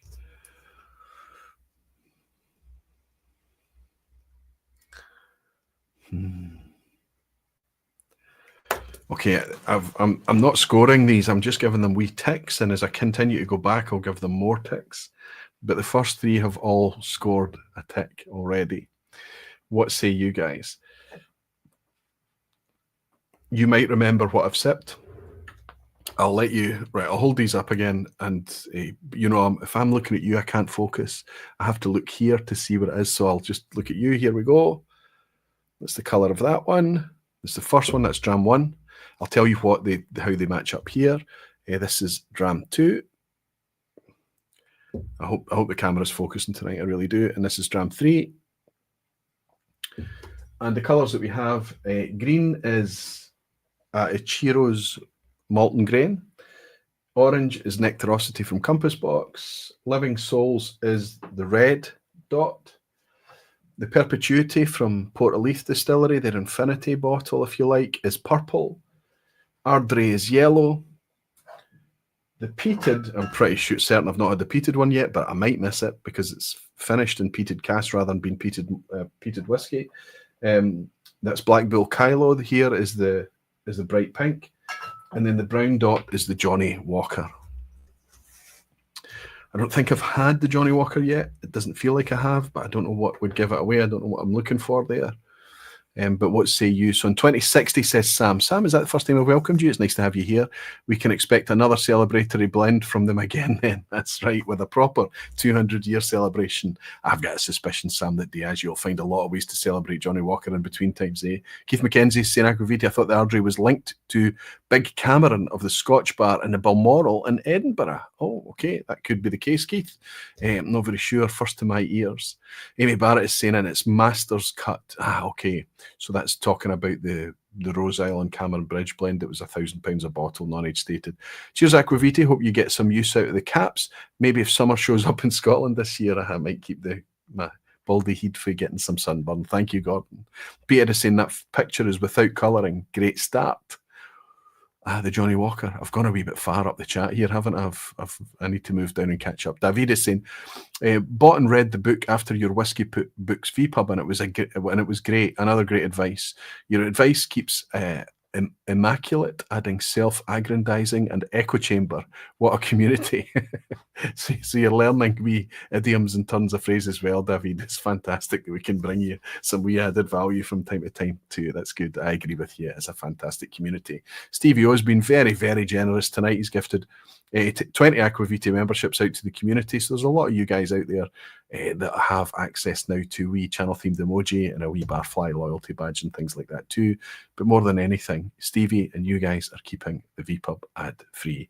And Jeff Whiskey is celebrating being a member for 14 months and saying cheers to you, Aquaviti, and you wonderful Barflies. Nice to have you in, Jeff. Thank you so much. I loved Jeff's most recent. I love Jeff's content all the time, to be honest with you. But I love his recent video that was out there talking about value whiskies. A couple of ones that I expected him to put in the lineup, if I know Jeff, and a couple of wee surprise ones too. His latest video is excellent, really good fun as well. And there was a Dram Face song in it as well that I need to get to the bottom of. DVDW, good to have you in. I think that's is it Dan? Am I making a mistake? The focusing's good enough, but it's too dark to see the color. Oh, okay. I'll try it and hold it back a wee bit. I don't know what to do there. Or maybe I could put my phone light on. I could put my phone light on and light it up. Let's try that. Will we try that? Dan. Dram number 1 is as follows. Okay. Let's give this a go, see if it works. I'll just hold it here. I don't know if you can see what colour that is. I've gone and looked at it myself. I didn't even think here. I just looked to the left. Okay, I've got a vague idea that what shade of where that was on the spectrum. Okay, I'll try and keep looking straight ahead this time. I think it worked. Hopefully you can see that colour. Don't know what it is. And finally, this one here. Hold that for a second, see if you can see that. Okay, so let me know, Dan, if that worked okay. Graham Fraser saying, greetings, Barflies, just heading home from a late shift. Oh, you always join us a wee bit late, Graham, but that's fine, as long as you're here for the quiz at the end, buddy. Jeff is saying, oh, stop it, you. Doodle Dram Arnie saying, in the spirit of the blend fun tonight, I just made my own. Half Portland Ass, quarter Del Ewan refill bourbon, and a quarter Ralphie's Kalila. I'm humbled to announce it's a bit of a shitter. Listen, but you can't put things in a glass and just expect them to be good immediately. This, I tend to find, even when you're doing infinity bottles and home blending and stuff, you need to be patient. Don't pour whiskey away. Don't ruin whiskey. It doesn't go down the sink because you've made a bit of a mess of it. It needs to be left a wee bit. Give it time. Some of them, when you mix glasses in together, you can make something that's quite nice, but it needs time. Back in the days, if I may share a wee anecdote, I used to love, and I know that you've heard me talking about this before, me trying to recreate Brora. So I would take anything that kind of reminded me of old style, waxy, heavy, full-bodied Clynelish. It was often a well-aged Clynelish that I would use, but I would use other things as well. Anything that had a kind of weight or heft to it, I would use that. And then I tended to add something that small amounts of lightly smoky things, like if I could get a nice mature Kalila or Ardmore or whatever I could use, and I would try to make a Brora, and I would call it a bogus Brora, right? And it was very, very rare that I would do anything that I really loved. But there was one time, and it was in one of these kind of 20 cl flask bottles. I made a Brogus, and it was tasted okay on the night, but I put it aside and forgot about it, wrote a wee sticker. I went back to it potentially months later. It wasn't weeks, it was a long time. Doesn't matter. It was long enough. And I went back and I poured it, and it was fabulous. It was just by being left alone in a glass bottle, believe it or not. It just became this lovely thing. And then I went back and I tried to create it again with slightly different whiskies. But whatever the recipe was, and from memory, I'm pretty sure it was either Clynelish or Dilluan. And I put in some Kalila. But the next time I tried to make it, rather than the salty, peaty Kalila and the lime citrus fruit helping that kind of heavy, full-bodied, silky, weighty Clynelish Dilluan, whatever it was I used, the weighty liquid with maybe a wee bit of refill sherry, I think it was, actually made the citrus in the Kalila taste like vinegar. And I left that, and I left it, and I left it for a long time, and it never fixed. It never got better. But then I just added other things to it. It went into other infinity stuff. And when you're doing it at small scale, 10 cl, 20 cl, small scale stuff, it's not a big gamble. It's not a big risk, right? But you sometimes the way that you think one thing might help another thing, it doesn't always work out like that. So the kind of citrus side ended up tasting really quite acrid, like it's sharp and vinegary, and it wasn't a pleasant thing. Be patient. Whatever blending you're doing at home, it's great fun. It really is good to do. And you can really save some whiskies that you would otherwise not really be enjoying or touching, things that are a wee bit boring or flat or whatever. You can spice them up by lifting their ABV, by adding a bit of peat, a bit of sherry, a bit of completely different thing in. Try it, play with it. If it works, it works. If it doesn't, leave it. There's a good chance it will work with a bit of time. Anyway, let's go on to the next 4 drams. The order I've got them in, I'll tell you what this is. Hopefully you can see that one there. Let it have long enough to focus. And then, so that was number 4. And then we've got dram number 5. And then, and you'll, so hopefully you can see these as well. You can maybe see the color as I'm sipping them. I'm not sure. This is dram number 6.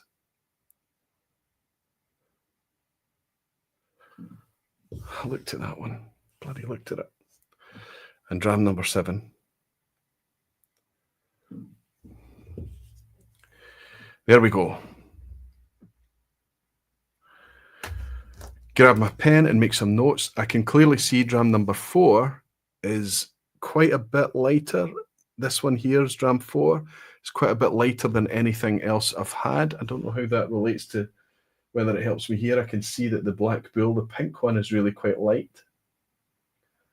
I don't know about the others from here. Ichiro's Malt is a wee bit lighter too.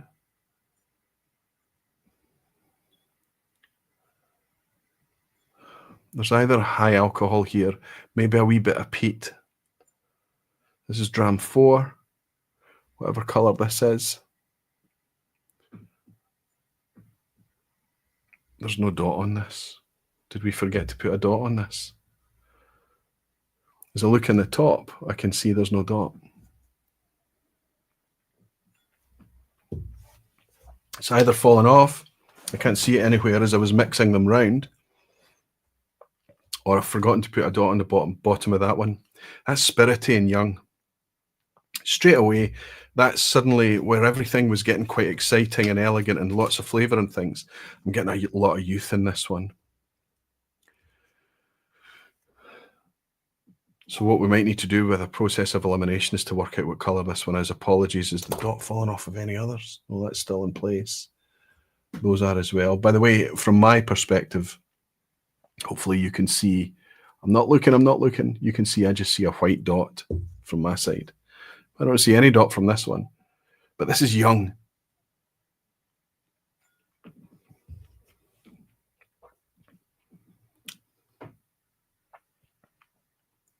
There's nothing particularly bad or awful about this. Lime citrus. A wee bit of a solvent, acetone.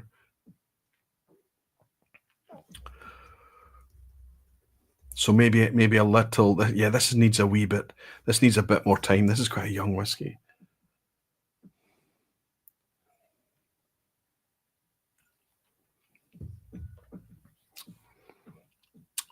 I think there's peaty as well. Peat smoke in this. So peat smoke immediately would draw me towards that Black Bull Kyloe, but I'm not sure that there could be peated whiskey used in any of these blends, of course. So it could potentially be a wee bit of a banana skin. But my gut it suggests immediately this is quite it's not uncouth, but it's young whiskey. This is absolutely young whiskey. And it's definitely peated. So there's a wee bit of smoke here in the back palate. But it's light smoke. Damn it.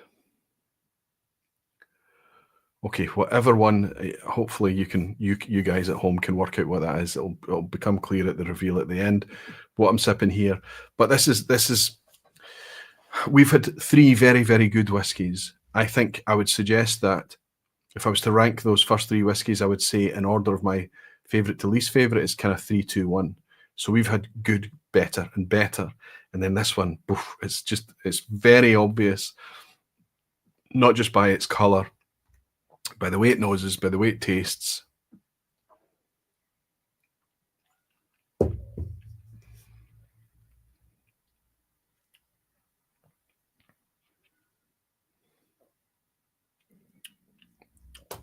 Okay.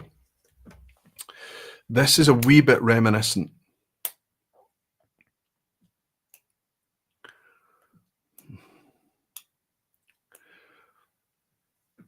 This is a wee bit reminiscent of one of these kind of young, smoky Scotch whiskies that you might see for sale in the likes of Aldi and Lidl and these types of places that tend to be 3, 4, 5-year-old whiskies.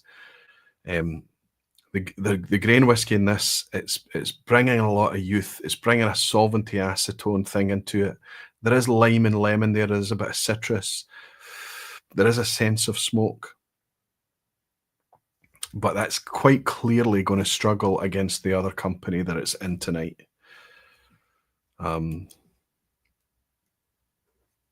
Yeah, a wee upside down face next to that one. Okay, let's move into dram 5 that we're on now. And I'm going to just hold that up there. Don't know what that is. Hopefully you guys can see it.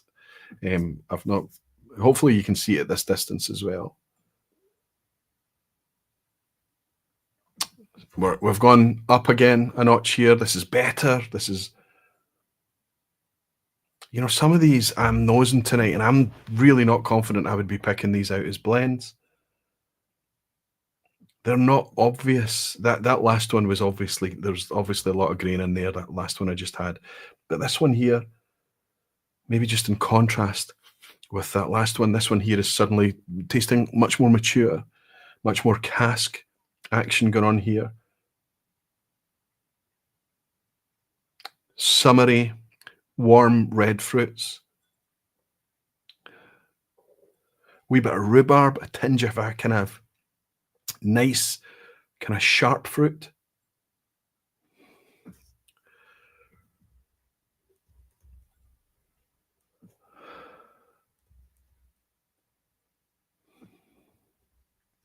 How do you spell rhubarb? This is quite nice. It's quite an attractive nose, very fruity. Some sugar in here, some white sugar. It's fondant, that fondant thing. Yeah, vanilla fondant, fudge, sugar, light brown sugar.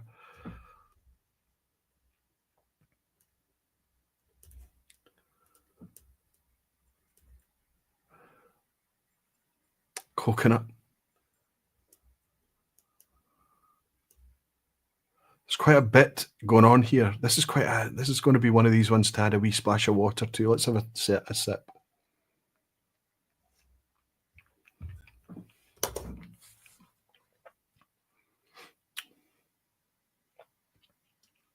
Oh, some wine cask, I think, maybe going on in here. There's a wee bit of a letdown, that one, on the palate. There's a wee bit of tannins come in. I've got some kind of red summer fruit here, and that's kind of coming through, but what it's coming across like is a wee bit like a fruit tea or something, a tannic thing on the palate. It's a little bit flatter. The ABV is very soft on this one. I suspect this is down at, I think the lowest ABV that I have in the lineup here is 46, so it must be down there.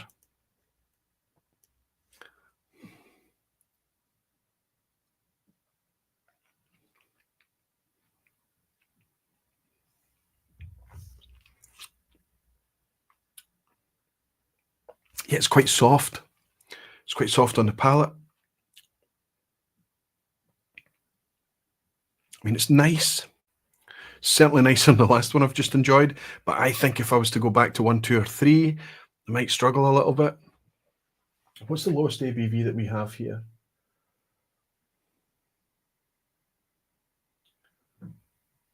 They're all 46 or higher. But that tastes, maybe that's a nice thing. They've been able to put that together.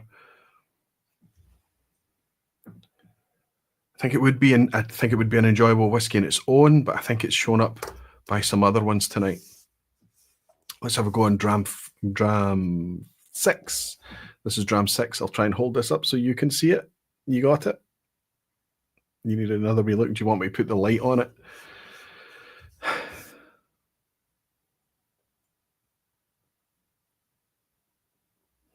This is a firmer nose immediately. There's a bit more boldness about this. This is a bit more ABV potentially too. This is quite a confident, firm whiskey. There's nothing kind of ethereal, or this is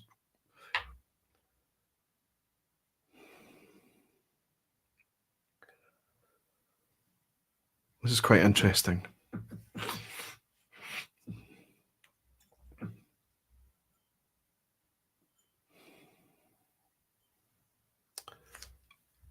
The fruit is much more kind of sweet green apple, golden delicious, orchard fruit, pear.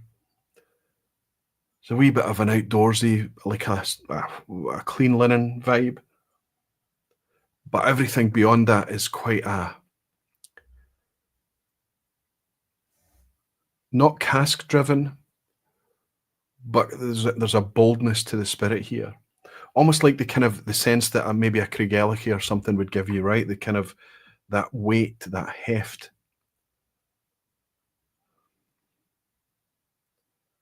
Let's have a wee sip. I suspect this is nosing like quite a good quality whiskey.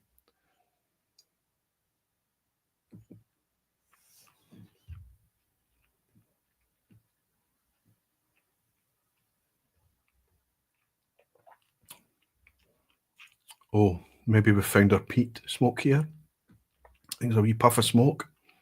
Maybe not. Lots of this is higher ABV. It's got to be higher ABV. Much more prickle, much more communication on the palate here. The orchard fruit is absolutely there. But on the palate, we've got this bready quality, this more kind of grain and malt and biscuit.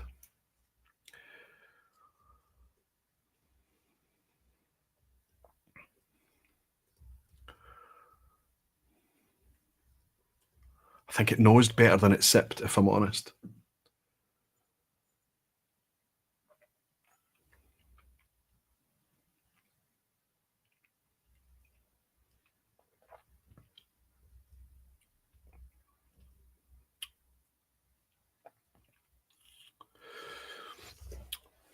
This is good whiskey. It's been well put together. It's a nice, comfortable, warm, easy sipper. Plenty of fruit up front, plenty of prickle and vibrance on the finish. But I suspect this could be one of the Solera products. It's got a vibe of, despite the weight of it, the body of it, it's got a vibe of kind of a broad middle lane. It's the best way I can describe it. I'm not going to suggest it's generic. It's good whiskey. I think it's really good whiskey. I think it's going to be quite easy for me to work out my favorite to my least favorite tonight. It's wild. Absolutely wild.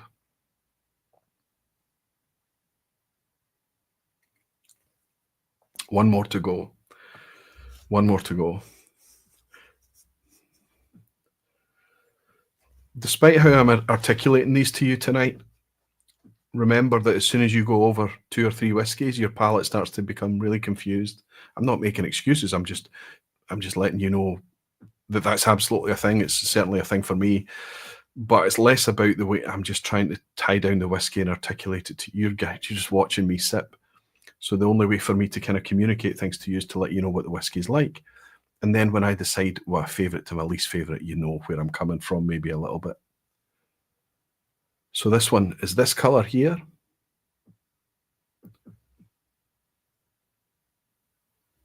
Put a wee light under it. I hope you can see it.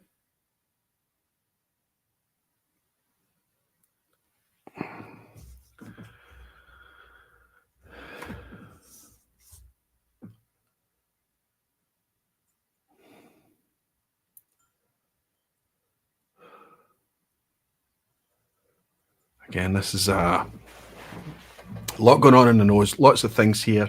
This smells a wee bit like it could be one of these kind of Solera system infinity type things.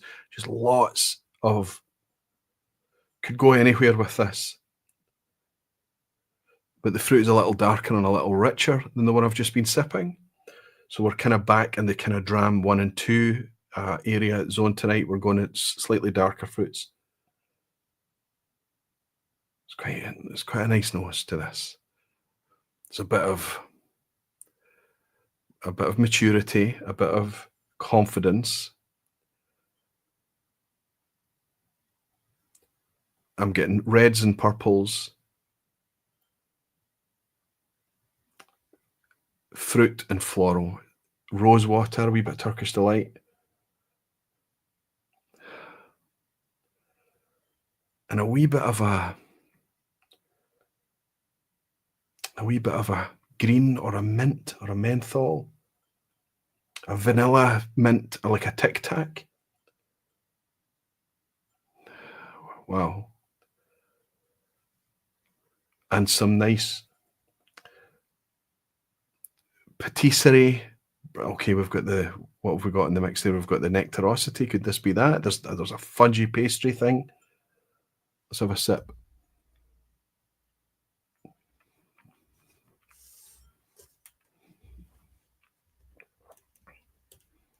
Well, that's quite nice. That's up there with the first 3, I think. I think that could be, that tastes like our Nectarosity. The flavour fits.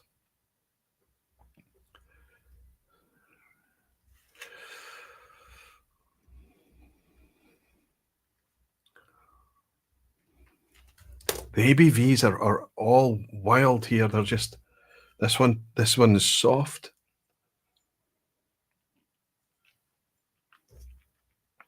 It's got to be low ABV, 46. I know there's not much in it here. 51's are highest, 46 are lowest. They're all in a very tight band of ABVs. But this is coming across soft. I think just from the way that this is tasting, the way that the flavors that this is giving me, there's that little cool, weird, cool mint thing. How do you remember cool mints? It's like, I know I said vanilla Tic Tac, so I was getting some vanilla in there too, but no, that's on the palate. It's like a cool menthol note.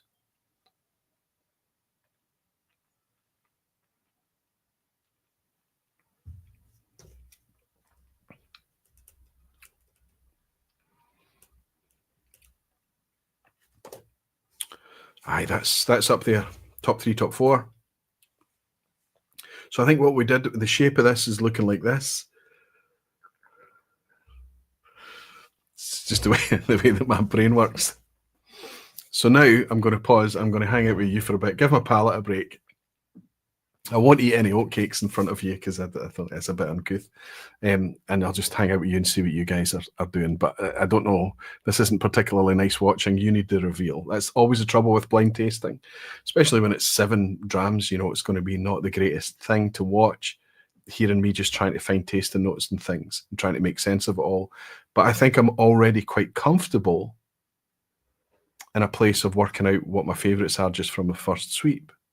But I think what I'm going to do now is go back to our Johnnie Red. Oh my goodness. That smells like a pot of glue, school glue.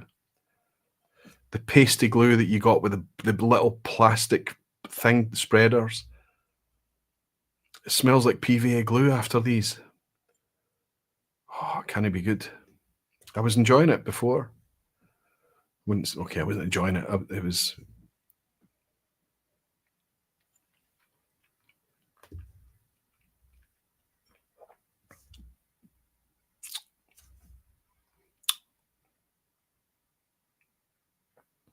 really, okay, low ABV. I'm going to say obvious things, but there's just nothing there. First sip, the arrival was watery. My goodness, so flat, so kind of acetone solvent, PVA glue. Now I'm searching for fruit. It's a wee bit of sugar here, but it's artificial sweetener. It's saccharin. It's just, wow, what a contrast. Unbelievable. I'd said it wouldn't be like that tonight. Here's the black label.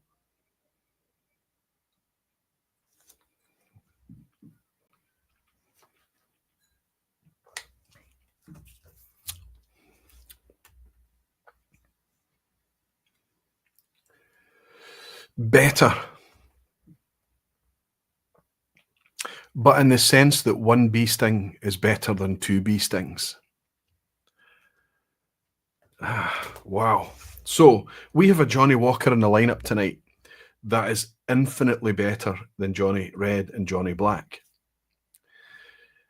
It's going to cost you twice the price of Johnnie Red or Johnnie Black. Absolutely it is. But the sipping experience is more than double already.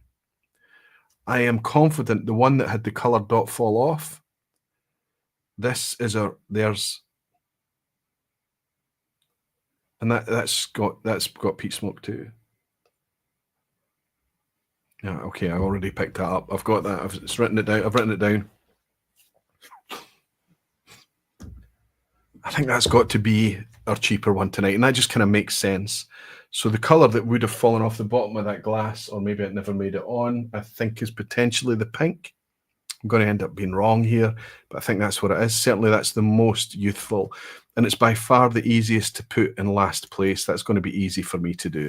So that comes in at position number 7. Scott Allen is saying, funny, we were just talking about smelling school paste at my home brewers meeting. Not a good thing. Peter Hunt is saying Copydex. Copydex, I think that's similar to what we would call Pritt Stick. It's similar to that. It's a gluey smell, but that was quite... Oh, wow. Just, I mean, it's just, I feel like if I even got my wife to know this, it would take her back to primary school. But I have to caveat it with, it's because I'm sipping it in contrast with other things. I'm not sure I recall getting that when I first nosed it. Maybe I got it after searching for it for a wee while or something, kind of glue nature, but that's the only thing. Struggling to smell past that now, and on the black label, it's even there on the black, but it's not so bad. The black is like burnt sugar, caramelized sugar. So whatever I was getting on the black earlier is it's just quite muted, and now these are pretty flat things, flat experiences compared to what I've just been sipping tonight. So even the one I've put in number 7, I would still take over the Johnnie Red and the Johnnie Black, and I feel terrible saying that, but there is a style to these whiskies. A dram from Justin Wan saying, you got to check the chat. The discussion on Dutch football with Peated is amazing.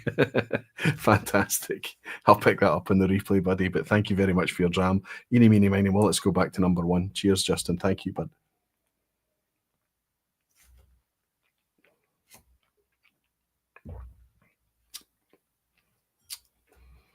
That's more than twice the whiskey. Number 1 is very good. I don't know if I got this the first time around. This is quite vibrant. There's quite a nice ginger biscuit, spicy, soft brown sugar and cooking baking spices, wood spices. There's just a nice vibe to that. So that's getting another tick. That's dram number 1 is a good dram. A good dram. Please ban Justin Wan, says Petehead. Peter Finucane is saying Johnnie Walker Red, favourite whiskey for glue sniffers. It's a wee bit cruel. It's nice to see you in, Peter. It's good to have you. It's a wee bit cruel. I'm looking forward to Frank and Justin's chat on football. That's going to be funny in the future. Dram 2, let's go in. It's mature. I've written that down.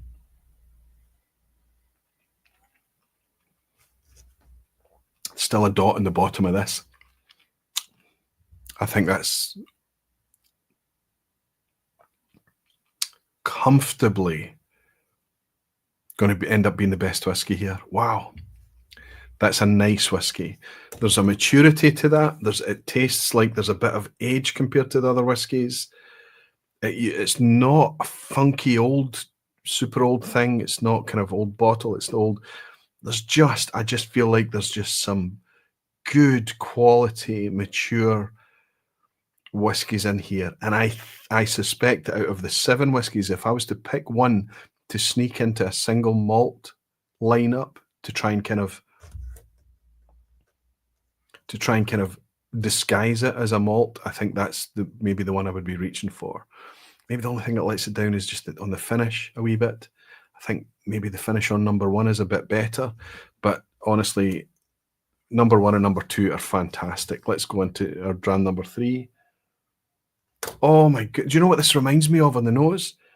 Anybody remember the lovely, fruity, bright nose on the original Loch Lomond that we released back in 2022, or was it 2022? The 10-year-old Loch Lomond, the Chardonnay yeast one. It's got that lovely, bright fruit. This is so elegant.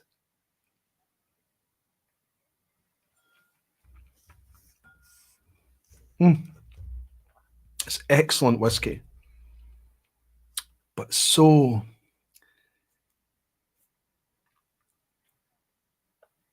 elegant is just the best word for it. It's going to be hard for me to pick. Those are two. So for me, having difficulty to pick between a favourite between those two is nuts, because they are completely opposite ends of the bandwidth almost. They're completely different whiskies, number 2 and number 3, but amazing. Number 4, I'm just not sure if I'm getting smoke or just lots of alcohol and youth from this, but I think there's smoke hidden in there too. Youngest. Obviously the youngest. Okay, number 5. This was the kind of creamy one.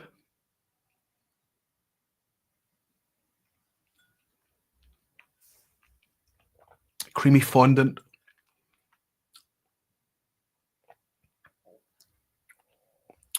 Okay, there's two things here. So there's two candies in the UK, sorry to be parochial, but there's Murray Mints and there's Werther's Originals. Werther's Original is kind of a butterscotch thing, but Murray Mints is a toffee, butterscotchy toffee thing with mint in it too. I wonder if everything's starting to get a wee bit confused now. Let's nose this one. Okay, this is the one that was quite hefty.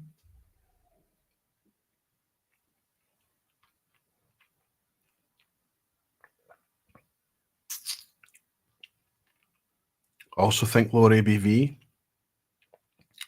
Softer on ABV, 46%. By the way, if you're ever doing blind tasting and you're struggling, the alcohol strength is often a really, really good guide. And I think that the last three are all 46. They're all the lowest ABV ones. So let's go into our final one.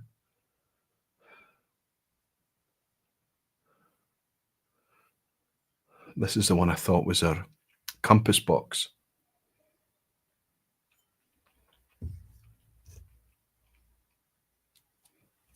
That's got to be the compass box. All the flavors there, the bakery, the patisserie, the toffees and the caramels and the fudge.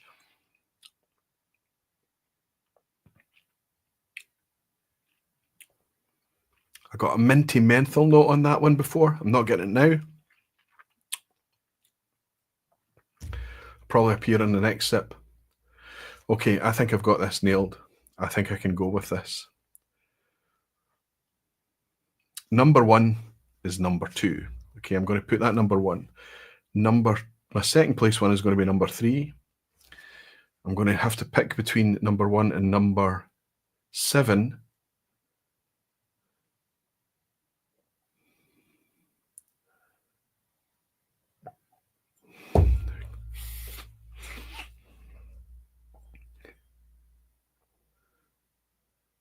It's difficult to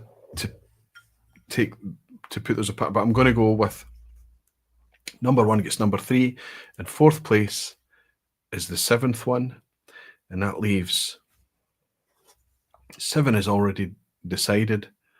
Okay, that's quite easy to decide between those two. Let's just double check. Oh, I'm being cruel here. I'm being cruel. These are good as well. So the only weak one in the lineup here is the 7th one, number 7, which is number 4, as I sipped them with you tonight.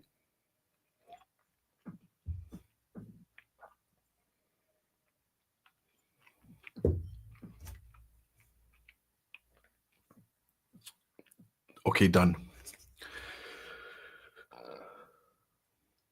That gets position 6, but there's nothing in it, and that gets number 5. So I've committed. Dram number 1 gets 3rd place, dram number 2 gets 1st place, dram number 3 gets 2nd place, dram number 4 gets 7th place, dram number 5 is 5th place, that works out well, dram number 6 is 6th place, and dram number 7 is 4th place. Okay, so now it's time to work out what they are. What say you?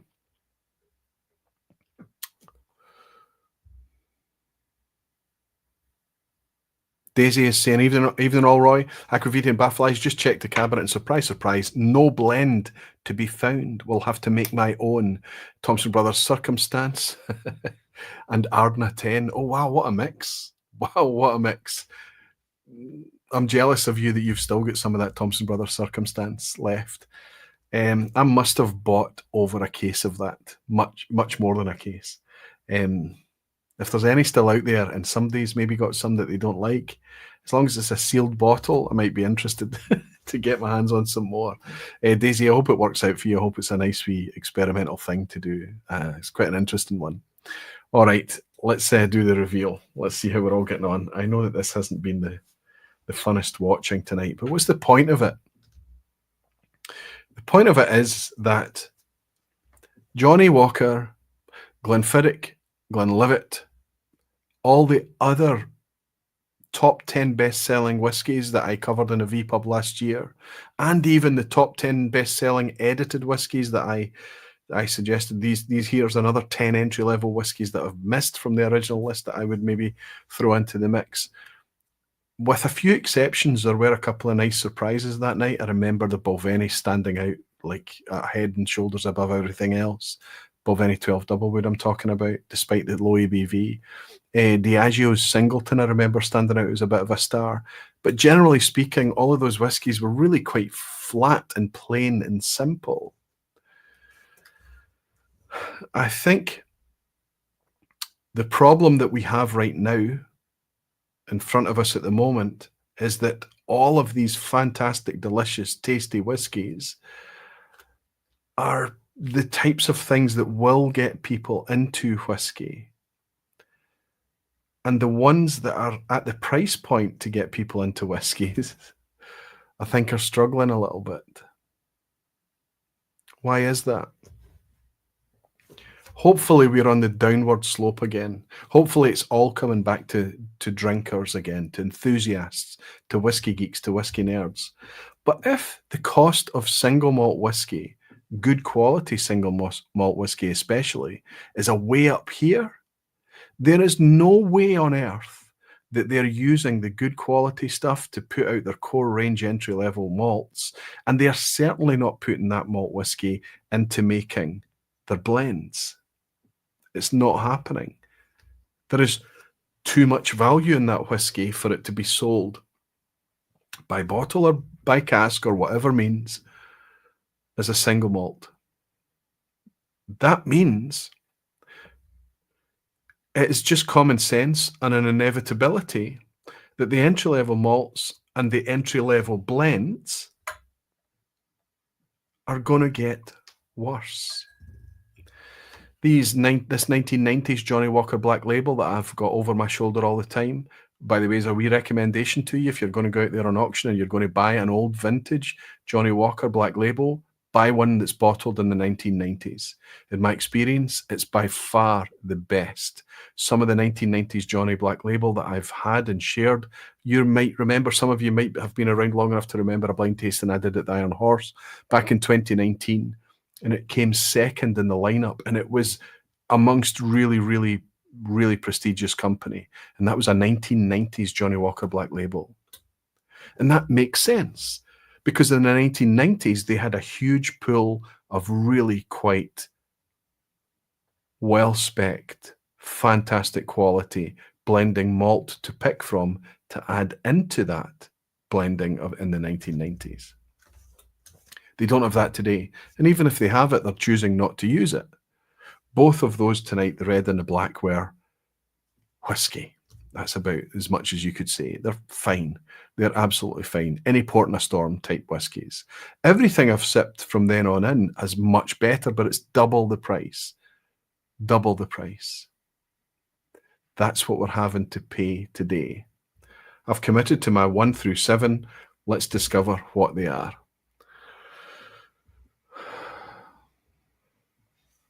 Okay, dram 1.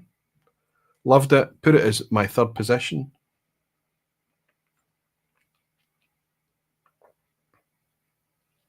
What colour is that?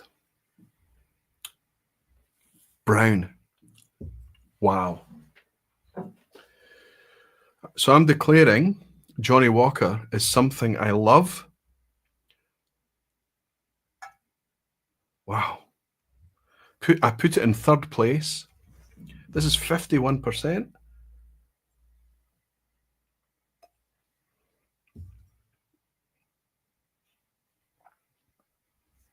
So as I'm sipping this, I paid £54 for this. The answer is yes. Yes. This is a bloody good whiskey. Forget about the fact that the specs say that it's a blend. Forget about that it says Johnnie Walker. Forget about the non-age statement, celebratory, 200 years of what, all of that stuff. 51% ABV. This is a good whiskey. I put this in third place.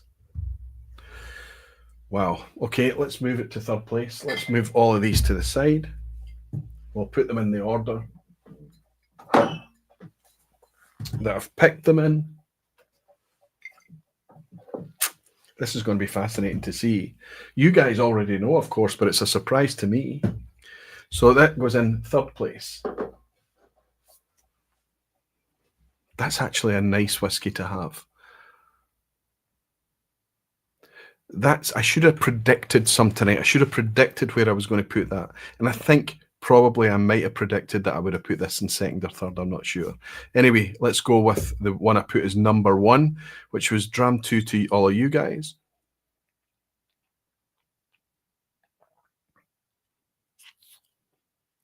Purple.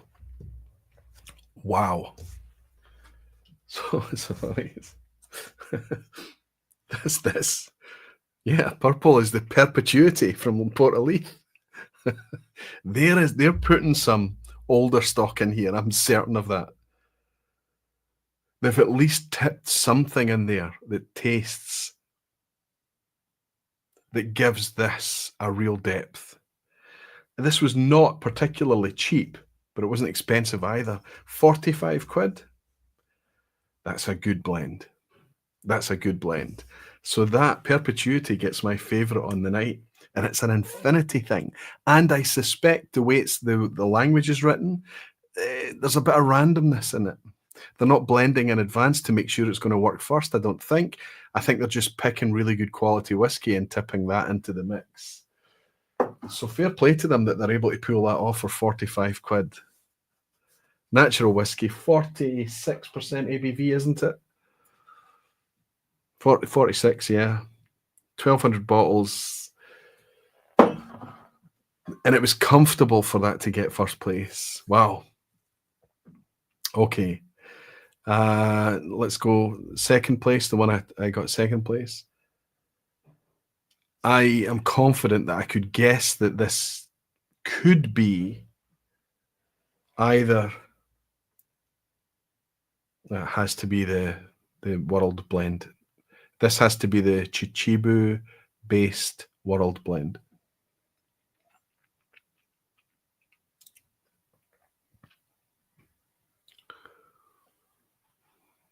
Green. Yep. It fits. The profile fits. So I put that in second place. And the positioning fits as well. Listen, these are all interchangeable. These first three drams. So it's amazing. The Johnnie Walker, the Perpetuity blend, Ichiro's World Whiskey, and the Johnnie Walker. Wow. Those are my top 3. And all of these, I am happy to have paid the money for. I'm happy to have them on my shelf. They will be sipped. They will be enjoyed. I haven't sipped a malt whiskey tonight. I'm not sipping any of these in contrast to malt. I don't know how fair that would be. Maybe it's something I should have done. But based on what I've been sipping tonight. Okay, let's continue. What comes in last place? 7 is, oh, there's no sticker on it. We need to wait to see what that is because the sticker's either not been applied or it's come off. And what do we have here for, I've put number 5 in 5th place then. Is, oh, orange, that's the Nectarosity. I said red summer fruit, rhubarb, fondant and fudge and coconut, 46% ABV. I put this in 5th place. Compass Box's Nectarosity. And I have to say,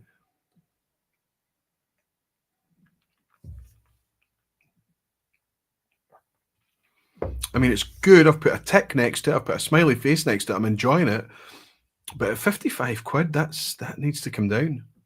That's got some competition. And this is 65% Linkwood, Clynelish, and Balmainac. These are all big, big malts. Characterful malts. Certainly Clynelish and Balmainac are. And 35% Girvan and Cameron Bridge grain. And it's easy to discover that because of this transparency on Compass Box's website. 55 quid is going to be, it's not bad, but it's been shown up here by other things. Let's look at the prices. 45. Okay, this is expensive. This is our most expensive. It's 68 quid.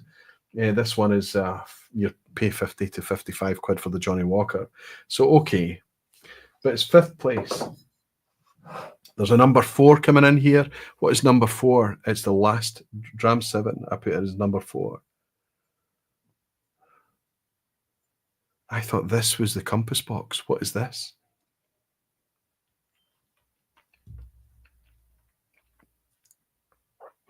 This is a good whiskey. Fudgy.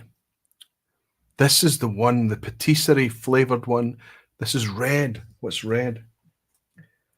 The Living Souls. This is the 15-year-old. 15-year-old whiskey, and this is the thing here. 15-year-old whiskey for less, and it's all natural for less than 50 quid.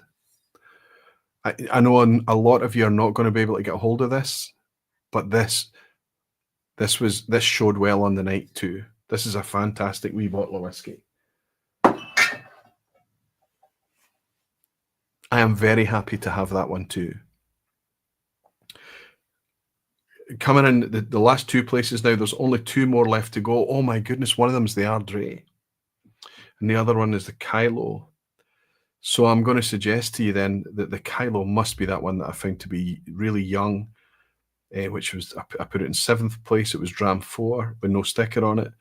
And the Ardray must therefore be Dram 6. So I'm looking for this one to be yellow.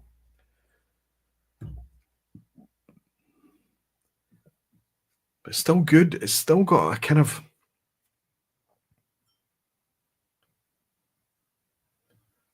it's almost got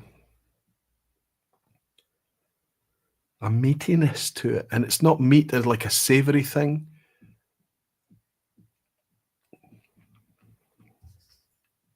Just a confident whiskey. Yellow. Yep, Ardray. Second from last, which means that the Kyloe, and that's obviously got to be expected. Let's not be harsh on this one that I've put it in last place, because this is potentially been done to make it as accessible. So let's do this. Okay, we've got Johnnie Black at £35 RRP. This one was 29. The Black Bull Kyloe, the one I put in last place. And Johnnie Red was, I got it for £18.50, but you'd have to pay 24 retail for it. And this is 29. So if we put the 3 together, you know, this is where the snobbishness comes in. This is where it's not snobbishness, it's discernment. We can smell that there's something off here. There's something engineered, there's something flat, there's something insipid, there's something that's been taken away from this to not make this as engaging as it could be. Johnnie Red and Johnnie Black. It just is what it is. These are whiskies that are made to a price point. Let's not knock them for that. But let's talk about this, the one I put in position 7. I talked about it being the most acetone solventy. I talked about it being the youngest, and that's obvious. There are fruits here, a wee bit of citrus, a wee bit of orchard fruit, there are fruity elements here. There's a biscuity, cereally malt, and there is a peat smoke.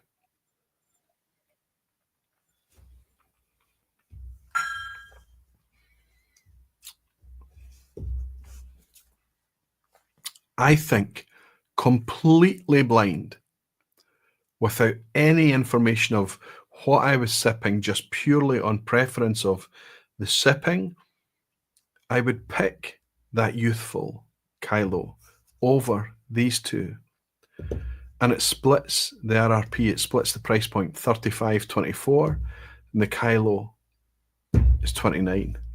But let's forget about price for a moment.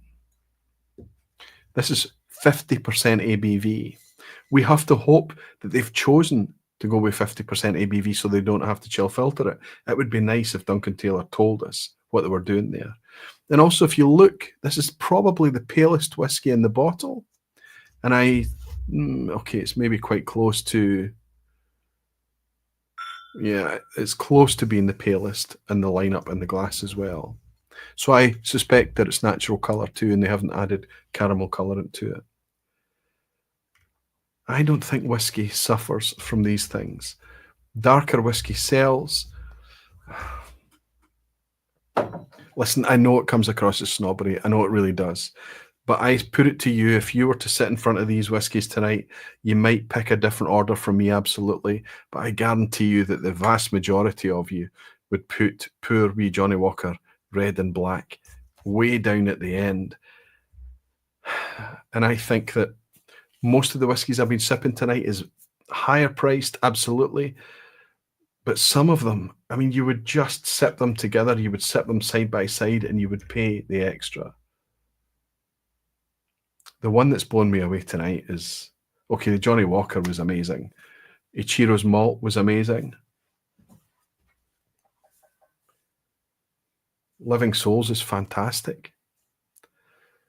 But that wee Leith, let's have another wee sip. And it's going to be different batch by batch, 1,200 bottles of that batch, whatever. But this is the one that nosed.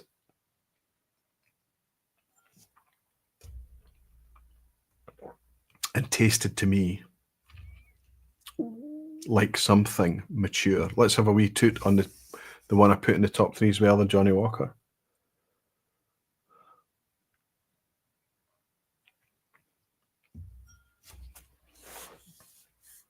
Oh, it's getting better by the sip. It really is getting better by the sip. And I suspect if I was to go into that Ichiro's Malt and Grain as well, that would be getting better by the sip. Anyway, I know this hasn't been brilliant for you in terms of watching, having me sit here and sip blends. I have a prediction for you. There is more Scotch malt whiskey maturing in Scotland right now than there has ever been in its history, by quite a measure.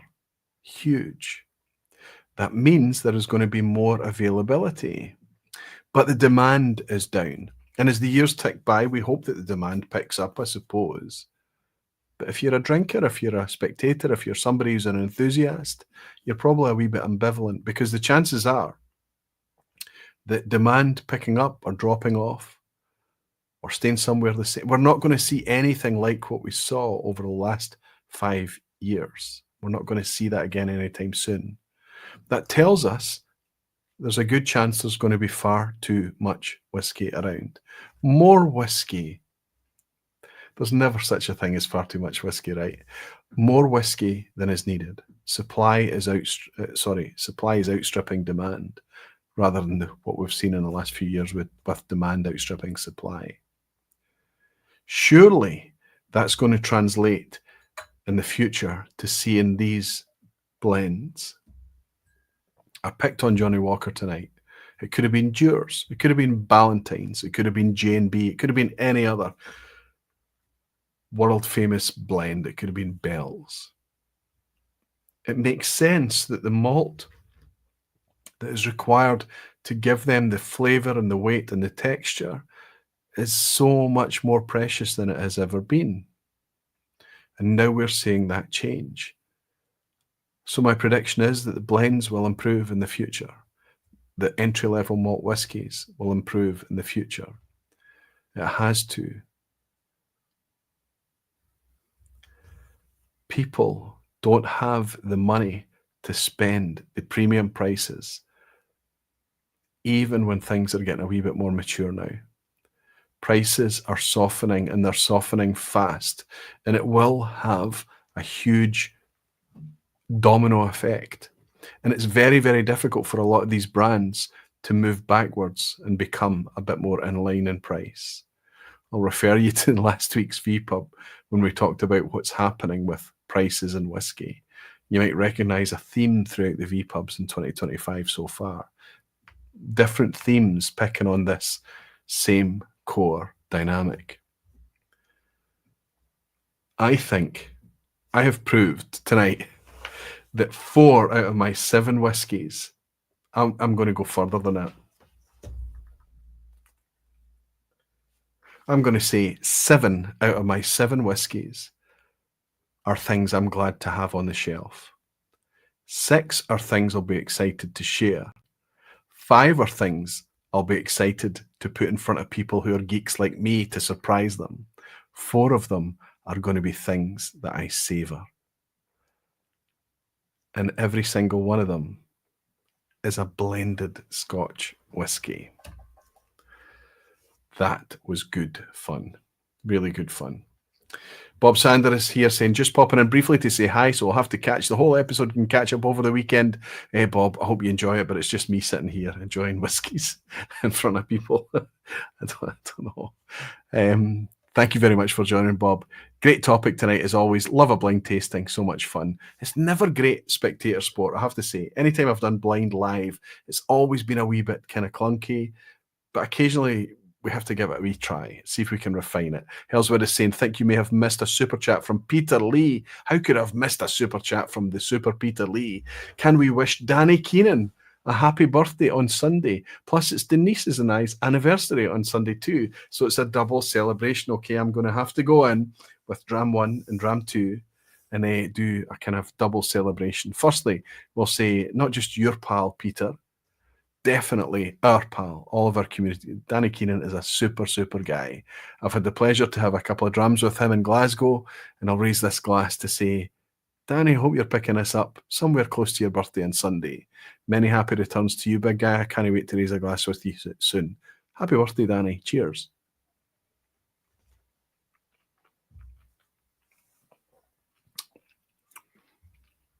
Nice. That was my favourite. My second favourite I'll raise to Peter and Denise in celebration of their anniversary, however many years it is, big guy. And Sunday, superb. Congratulations. Cheers to you both. Peter and Denise, better people on the planet, I challenge you to meet. Gav's Drams is saying bang on. Justin Wan is saying blind vPubs are great, inspiring for all of us. Graham Ferris is saying the Johnnie Walker experience in Edinburgh has single cask married blends to taste and buy. It's tasty, but £100 a bottle. 100 quid is a lot. Jimmy Legs bought me a dram. Super congrats to Peter and Denise. Love them to death. Oh, dark, but I understand the spirit, big guy. Thank you, buddy. Thank you for your very generous dram too. Thanks to Justin. Thanks to Peter Lee. How could I have missed that dram from Peter Lee? Thanks to Helen as well for pointing that out, that I missed it. I always feel miserable when I miss these.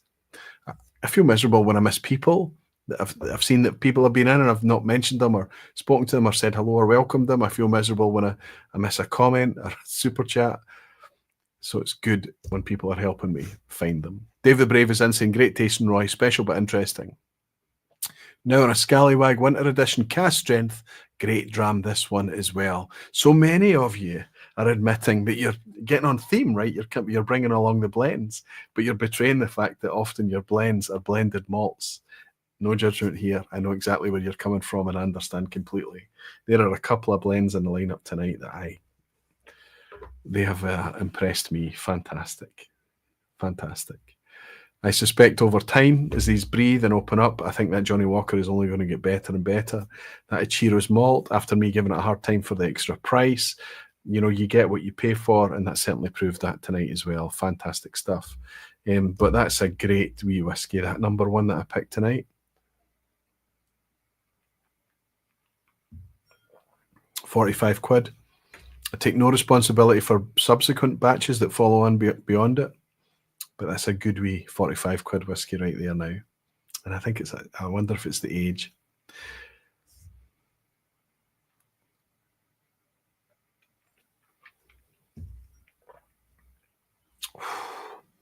Johnnie Walker's tasting good as well.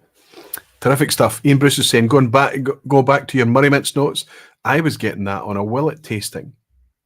That or the old Yo-Yo Viscount biscuits. Well, I remember a time going through you know how you just latch on to tasting notes and you start to taste it in different glasses. I had After Eights, which is the wafer thin chocolate mints. I would get on a lot of whiskies. And you just, so that's a wee bit like the yo-yos and Viscount biscuits that you're talking about. I remember those, Ian. I remember them very well. And I get exactly how you could pick that easily up in whiskey. And Timothy H is saying, I've got a bottle of home blend in a cabinet. It's turned some whiskies. I just wasn't reaching for into something much more interesting. We've done kind of vPub sessions like that in the past, Timothy, how to save whiskies rather than sacrifice them or pour them away or get rid of them, right? But still sipping my Deanston 18 breakfast dram. It was a generous pour, to be fair. Bring on the quiz. Timothy, it's so nice for you to have you here and down there all the way in Melbourne waiting for the quiz at the end, and we're ready for it now. Let's get the wheels on this. I always try and predict whether I think this is going to be a good, easy quiz with lots of 10 out of 10s, and I never seem to get it right. It's hard to gauge. I'm going to suspect that it might be a wee bit like last week where one or two might slip or potentially slip people up. Good luck, everyone. It's multiple choice. Please stay, play along, have a good bit of fun with it. Remember that you're only playing against yourself, and even the chimpanzees have a 33% chance, right, at each question. So if you want to be let your inner chimpanzee out. So list A, B, C, or DCB, or whatever, BB, AA, CC, or whatever. Just put down guesses right now. Just list 10 random letters A, B, or C, and that's the chimpanzee, and then play along against it. It's good fun. Michael Wood does it every week. How are you getting on this week, Michael? Okay, everyone. 20th of February already, my goodness. Question 1, good luck. Which of these Flora and Fauna releases are sold direct from Diageo as a 10-year-old? So I'm going to give you 3 whiskies, and I'm looking for you to pick the one that is sold direct from Diageo as a 10-year-old. A, Glenlossie, B, Chininik, or C, Royal Bracla.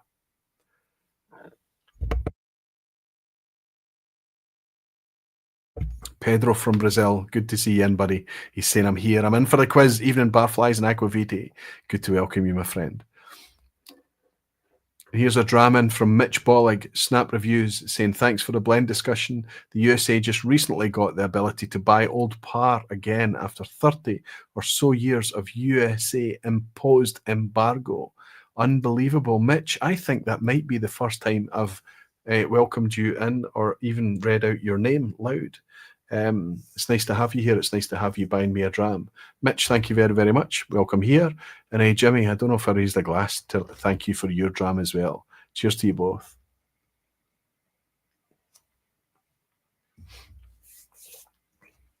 Oh, the positions they are jostling.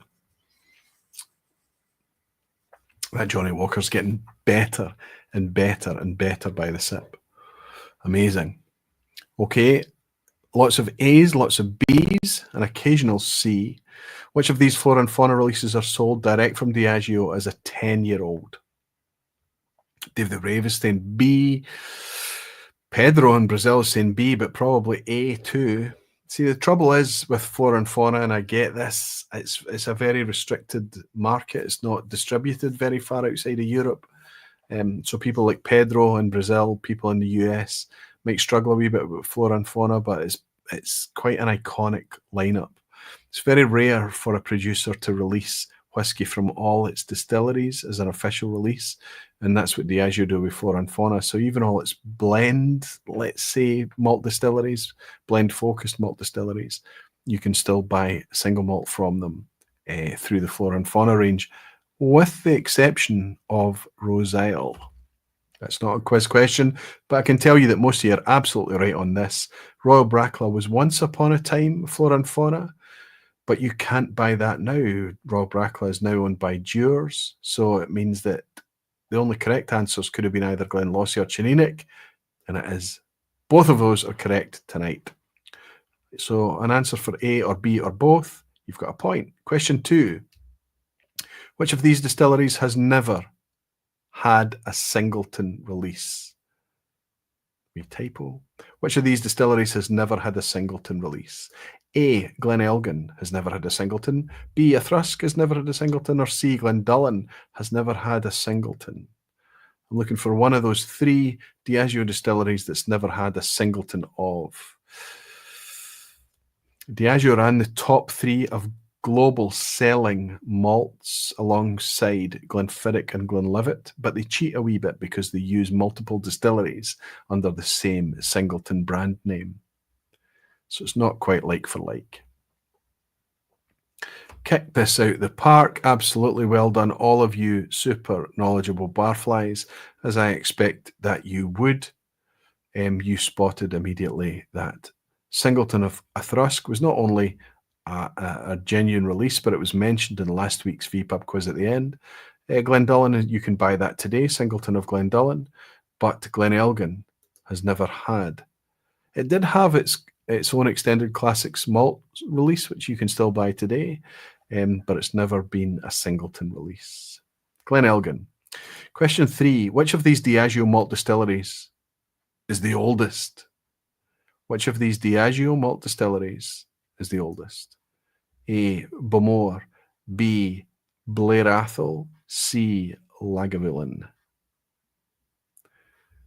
Take a moment if you're struggling with this. Take a moment and read the question.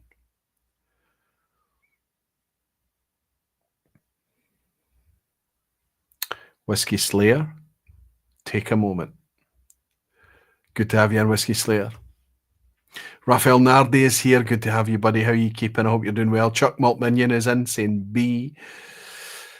Justin Wan is also just suggesting that it's B in Lachlan. Mackenzie also. Ben Demon Hunter is here. Fantastic. Questioning me on the ownership of Bowmore. Ian Bruce is saying, remember the owners. Read the question, Ian. Well done. Good guidance of the rest of the community out there. James Morgan is saying B. Cheers. Good to have you in, James. How are you keeping, buddy? Nice to see your name in here again. Craig Sheridan. Craig, that might be a new name. It'd be nice to have you in. That's not a new name, James Costigan. It's been a wee while since I've shouted you out, though, buddy. It's good to have you in playing a quiz at the end, especially on a blend night, a quiet night. Timothy H is saying B. It can't be A. Royce said, who owns Bowmore? Yeah, I did earlier. Bowmore is one of the oldest distilleries in Scotland, actually, probably potentially the second oldest distillery in all of Scotland, but it's not owned by Diageo. Blair Athol and Lagavulin are. Lagavulin is 1816, isn't it? Is it 1816 or 1850? No, it's 1816, Lagavulin, isn't it?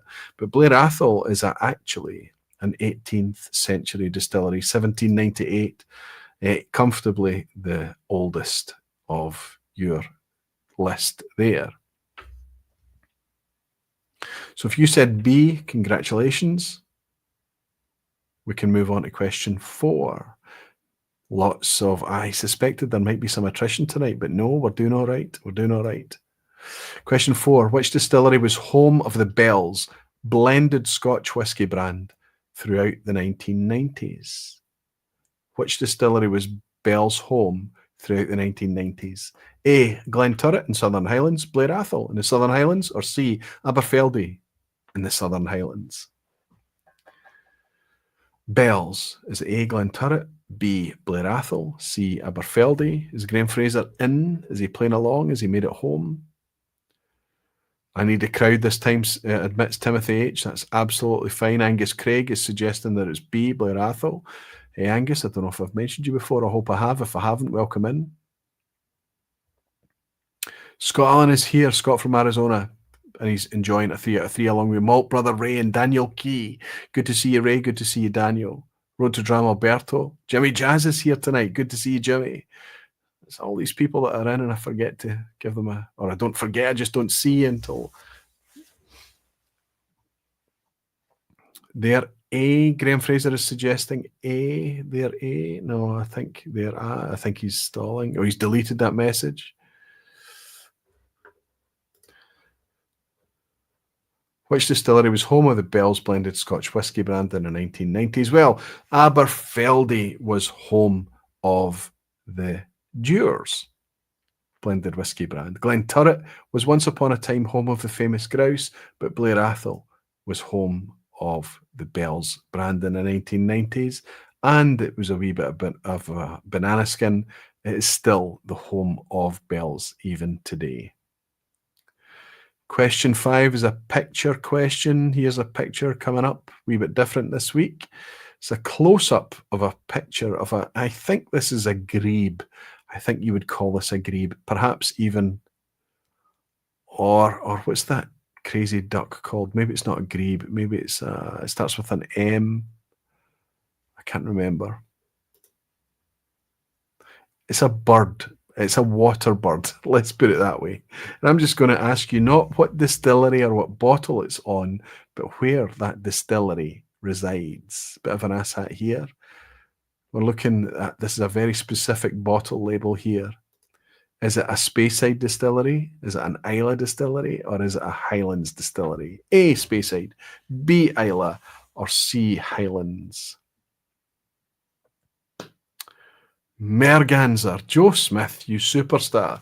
That's exactly what I was looking for. I think that's what it is, do you think? It's not a grebe. It's definitely not a mallard. It is a wee bit duck-like, Helen, but I think it's a merganser. I think that's what it is. Or a grebe, a little grebe, or something like that. Goosander. Oh, Graham. We need some research on this. But regardless, that's not what I'm looking for tonight. Are we looking at a Speysider, an Islay, or a Highlands? Are you sure that's not a picture of Frank? Says Jimmy Legg. Frank is way, way, way, way more pretty than that. I'm swayed, says Lachlan McKenzie. So C. Going with the crowd, C. Okay. Let's see. Jerry Miller. Oh my goodness. Ander Garcia. Good to see you, Ander.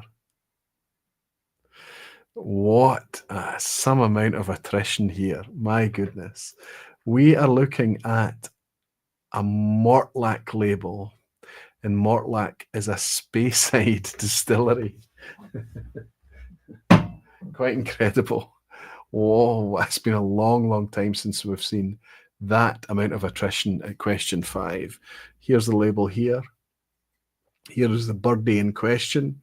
Merganser, Goosander, grebe, mallard, whatever it may be. Speyside. My goodness, I'm feeling bad now. Feeling bad, but that's taken a lot of you out. My goodness. Mortlach is Speyside, says Ben Demon Hunter. Yeah. Mortlach is Speyside. Does it even say Speyside on the label? Yes. Thankfully, on this wee label, it'd be hard for you to see, but it says Speyside up the top. We declare Mortlach a Highlands today. Frank Peated, you are well within your rights to do so. Any of the Speyside distilleries do have the ability to declare themselves a Highlander and put that on their label if they want to do so. Question 6, everyone. Andy Cross is backing me up on that. The latest committee release from Ardbeg is a non-age stated called Eureka. Just released. It's a collaborative bottling with committee members. So the committee members and the team from Ardbeg got together to try and help select this. It's released this month, but at what strength are Ardbeg releasing this collaboration at, and at what recommended retail price? A, they are putting their Eureka out at 43% and £99 a bottle. B, they're putting it out at 46% and £110 a bottle. Or C, they're putting it out at 52.2% and £72 a bottle. Roddy Graham is in. Good to see you, buddy. I'm so glad to see you in at the quiz at the end. Had some fun sipping some blends tonight. Wonder how I think there's a few blends in here, Roddy, that you would have been quite charmed by, if I'm honest. Roddy is suggesting ask that question for sure. That's no doubt to do with the fact that it's Highland and Speyside.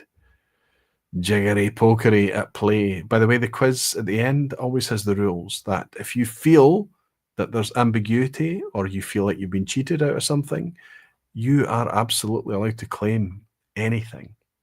If I get a question wrong, if I make an error or a mistake, it's a freebie for everyone. Justin is saying it's got to be C. Imagine if they released a committee release at 46%. Okay, here we go, Justin. Based on your sense, it's going to be C. 52% at 72 quid. And you're absolutely correct. This is kind of encouraging. I know that, we've not tried the whiskey. We don't know what it tastes like. It's an unaged stated, all of the stuff. But we've got a committee release from Ardbeg, and it should be a decent outturn in terms of quantity as well. Pick it up at Ardbeg at the distillery, or if you're a committee member, you can buy it. But 52.2% as well, decent ABV after the collaborative work that they put in with the committee members. I think they took 100 committee members into the warehouse a couple of years ago, got them all to pick casks, and then left Gillian and Bill to put together the committee release for the year. And they've put it out there at 72 quid, which suggests that things are becoming a bit more reasonable. Am I being far too optimistic, far too naive? Anyway, C is correct as we roll into question 7. Which was the joint oldest flora and fauna bottling at 16 years old before it was discontinued? I need you to look at these three, decide what was a flora and fauna. What was the oldest at 16 years old until it was discontinued? It was A, Clynelish 16-year-old, B, Kalila 16-year-old, C, Mortlach 16-year-old.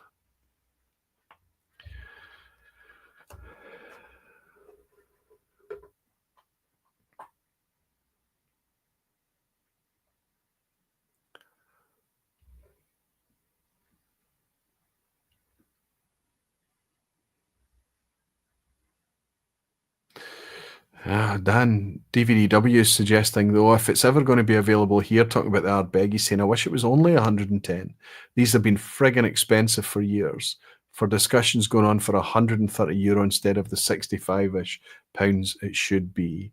Yeah, I hope that we're both right on that one. I hope there's some attenuation happening there. Okay, I think this is maybe a wee bit comfortable and easy, but we have to remember that flora and fauna, it's a topic that's just a wee bit out of reach of a lot of people because of how far it reaches in terms of market. Clynelish was a 14-year-old. Kalila was, quick look over shoulder, 15 years old. And Mortlach was absolutely a 16-year-old. You can still buy a 16-year-old flora and fauna this right now. It's the Diluan. But Mortlach, absolutely. If you're looking for a replacement for the Mortlach, the closest might be arguably Benrinnes, but Diluan and Benrinnes, both the oldest that you can buy in flora and fauna right now. Mortlach is the one I was looking for, the legendary Mortlach, the thing that Diageo's been trying to cash in on every single official release since, and they've not once hit the target. They're just making such a mess of Mortlach. Such a shame. Question 8.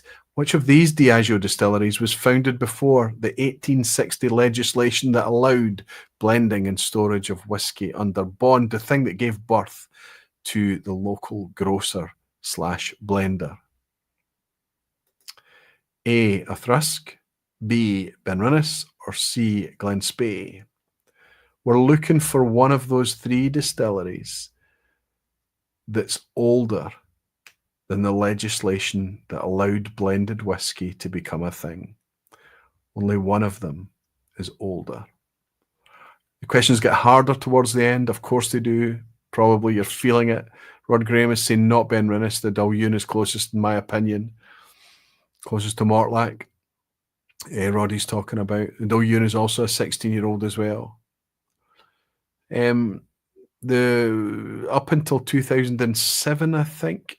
So the Benrinnes was a 15-year-old, is a 15-year-old, 2007, 15-year-old, 2022. So maybe now we're getting double distilled Benrinnes. But if you go back a couple of years, the Benrinnes was partially triple distilled. It was 2.4 or something distilled, right, Benrinnes? Everybody going for Benrinnes. Well, I can tell you that you should be able to take Athrusk right out of the picture. Athrusk is a 1970s distillery. Benrinnes, that gives you a 50-50 between Benrinnes and Glenspey. And I can tell you that you are absolutely spot on, the majority of you. Knowledgeable whiskey folk. Benrinnes, 1826 for Benrinnes, whereas Glenspey was late 19th century, about 70 years later. Okay. Penultimate question coming up. Which of these distilleries switched to extra long fermentations in order to give their owner a waxier style new make? But only up until 2022. In 2022, they decided to change it. They dropped the fermentation down to 46 hours. So that will fundamentally change the distillate from this distillery, a wee bit like the wee nugget I just gave you about the 2007 switch from partial triple to double distillation at Benrinnes. That's what's happening at this distillery. Which distillery switched from pursuing a waxier style to going back to short fermentations in 2022? Tough questions, right? All of the answers are in the Malt Whiskey Yearbook. A. Dulhuan. B. Deanston. C. Dalwhinnie. So we're looking for a distillery that was set up and configured specifically to give a waxy style spirit to its owner. And then in 2022, for whatever reason, they switched it. And I think there's more to it than just fermentation times for waxy styles, right? It's to do with spirit receivers and all of that stuff. I don't know. I'm not sure. But it's nice to know this stuff. James Costigan is saying A. James Morgan, Peated A. Eric Cunliffe A. Bruce Bernard, Scott Allen, Malt Brother Ray, Stevie O, all saying A. Roddy is also saying A as well. And Whiskey Veritas, good to see Oliver. And Jerry Miller is also saying A. Tim Allett, good to see you, and Tim. Okay, I can tell you that you are absolutely kicking it out the park. A with the crowd, says Angus Craig. It's a good way to play it. Only 46 hours instead of between 80 and 107 hours for fermentation time, says Ben.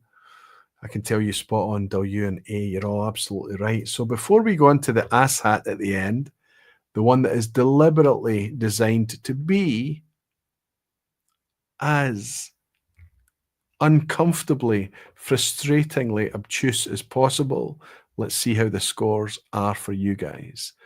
Lots and lots of 8s tonight. Whiskey with Molly, Hell's Wood, Malt Minion, Chuck, good to see you, Chuck, Jean Kelly, Justin Wan. Oh no, Justin's on a 9, as is Alberto Road to Dram, and Daisy Vleeland in the Netherlands, all on a 9, fantastic. Scott Allen on an 8, Steve Atkins on an 8, Kyle Taylor, struggling tonight, off form tonight, Kyle on a 7, but still a fantastic score. Jerry's on a 9, but now asshat time. So there is a few, along with Oliver and Whiskey Veritas. Any other 9s tonight that I can pick up before I go into the asshat at the end? Graham Fraser is, of course, on a 9. Fantastic. Who am I missing? Don't miss anyone. I think I've covered all the 9 out of 9s, have I? So still a few of you needing to get through the final potential banana skin at the end. Question 10 is always an asshat. Here we go. You might have noticed a theme tonight that might have helped you answer a couple of questions. Almost every question was about flora and fauna or about flora and fauna distilleries, with very few exceptions. Of the 26 flora and fauna releases to have ever been released up until this point in time, I'm asking you, how many have been released from a distillery using worm tubs?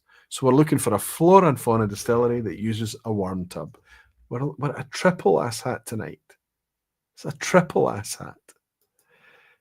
A, is it the same number as Scotch malt distilleries owned by CVH Spirits? CVH is also, maybe we were once upon a time called them Distell or Burn Stewart, but these days they're called CVH. So the amount of flora and fauna distillery releases using worm tubs matches the amount of distilleries owned by CVH Spirits. Or is B about the same number as years of age statement on Johnnie Walker's green label? Or is it C about the same number as the stills upon which Duffton was supposedly built? So there are 3 numbers there in the answers. The amount of distilleries owned by CVH, the amount of years age stated on a Johnnie Walker Green, or the amount of stills upon which Duffton was built. But we're looking for worm tub distilleries that also had a flora and fauna release. Like I say, an awful triple asshat hit.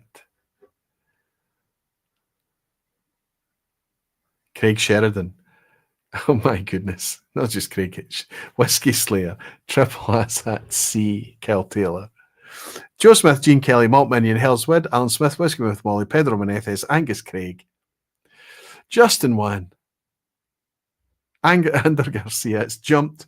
I've lost it. I don't know if I'm going to be able to catch that again. I'll try. Jimmy Jazz, Dave the Brave, Andy Cross, Big Ed, Timothy H, Daniel Key, Malt Brother Ray, James Costigan, Ben Demon Hunter, Graham Fraser, sorry.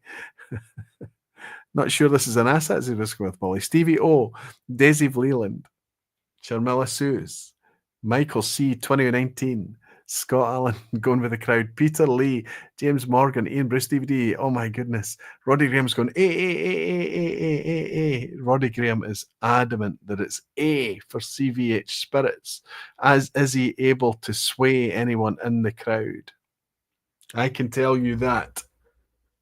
The number of distilleries owned by CVH Spirits, Scotch malt distilleries owned by CVH Spirits, numbers 3. It's obviously Bunnahabhain, Tobermory, and Deanston.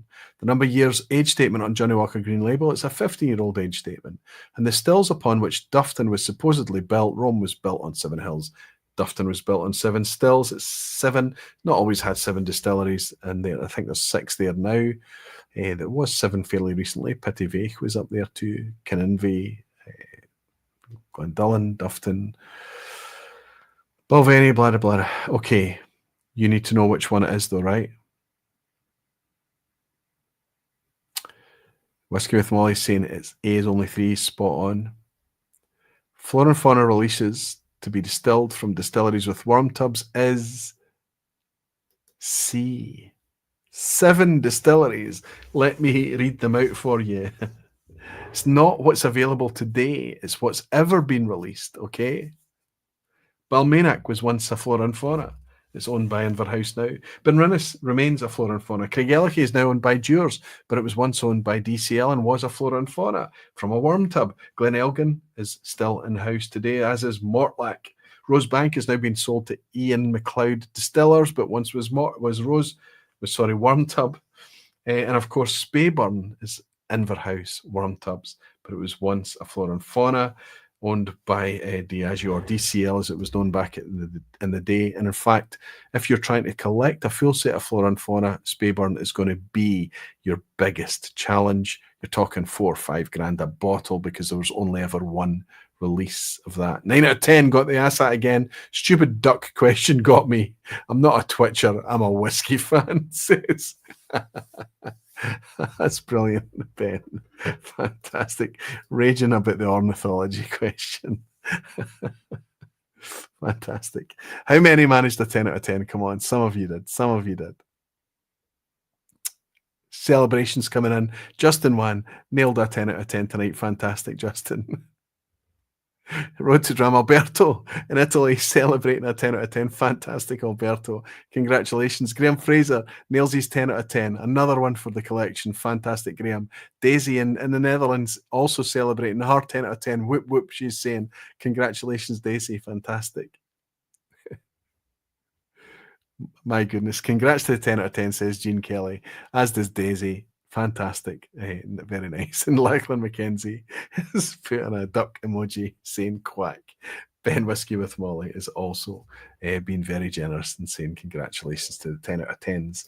Amazing stuff. Listen, I don't mind that if we have to do the occasional quieter vPub to focus on grain whiskey like we did a few weeks ago, the quieter vPub tonight to talk about blends. I know it's not our comfort zone. It's not our kind of middle lane. It's not where we want to spend our time or our money necessarily. But I think so much of what happens in and around blends affects everything else that we touch and enjoy. And to know what's happening with blends helps us understand that. But more than that, it also helps us understand what people are connecting with when they first touch whiskey. Do you remember a time when you didn't understand the difference between a blend and a malt? A blended malt and a grain. I mean, it's just not difficult to imagine the crazy, crazy space that people are faced with when they come in to try and whiskey, when they don't have a guiding light or a helping hand or a barfly or somebody who's willing to coach them, right?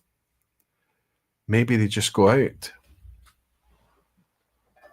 and they pick up a bottle of this because they recognise it.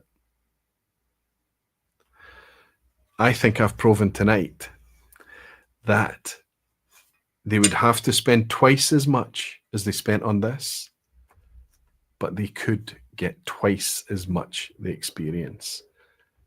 That's absolutely been true for me tonight. My favourite here, the Portaleith Infinity, Ichiro's Malt and Grain. That's a surprise to me as well. Both of those are surprises. I suspect this one is the one that's going to get better and better and better as that bottle stays open. 51% Johnnie Walker Celebratory blend. No age statement or anything on it. No transparency whatsoever.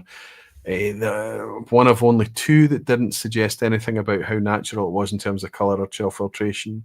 That said, I think that it could easily become maybe one of the best in the lineup tonight. But we did manage to uncover a few surprises. Some good quality sipping there. We just need to get over the fact that it's not a single malt and it's a blend. Until next week, says Road to Dram. Thanks for another great vPub Aquavite. Good night, all. We proceed on our educational malt journey, says Jean Kelly. Thanks, Aquavite Roy. Nice to have you here, Jean. Nice to have you here, Alberto. Michael. C2019 is saying, thanks for the blend exploration. A few more bottles to explore with friends. Thank you. Lovely to have you here, Michael. And Ben, Whiskey with Molly, saying, thanks for another great vPub. I'm away for the wife's shotgun to take a few local ducks, or little grebes or mallards. Lachlan McKenzie saying, thanks, Roy Aquavite and night, folks. I've dram come in from Eric Cunliffe at the end. Thank you so much, Eric. He's saying, Aquavite, another great vPub. Grateful to be here.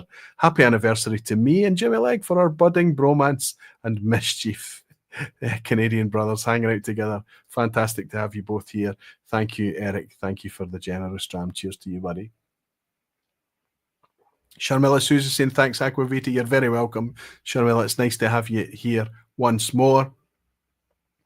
I'm looking forward to the last February vPub next weekend. I thought a week from tonight. It's not next weekend. I still don't know what the topic is going to be. It's only half dialed in. I reserve the right to change my mind at the last moment. I hope regardless of what I come up with, you might still be willing to open your mind and hang out with me again next week. But until then, I'll raise this delicious dram of number one from Portaleith Distillery, 45 quid. Really enjoying it tonight. It's every bit 45 quid's worth of whiskey. I wish there was a bit more and I wish it was distributed a bit further, but it is what it is. Quite a nice wee surprise for me tonight. Anyway, this is the one I'm going to raise with you all tonight to say thank you very much for hanging out with me for another Thursday night vPub. Look forward to hanging out with you next week. But until then, I'll remind you all that you're very dearly loved. And Slanchava. Cheers.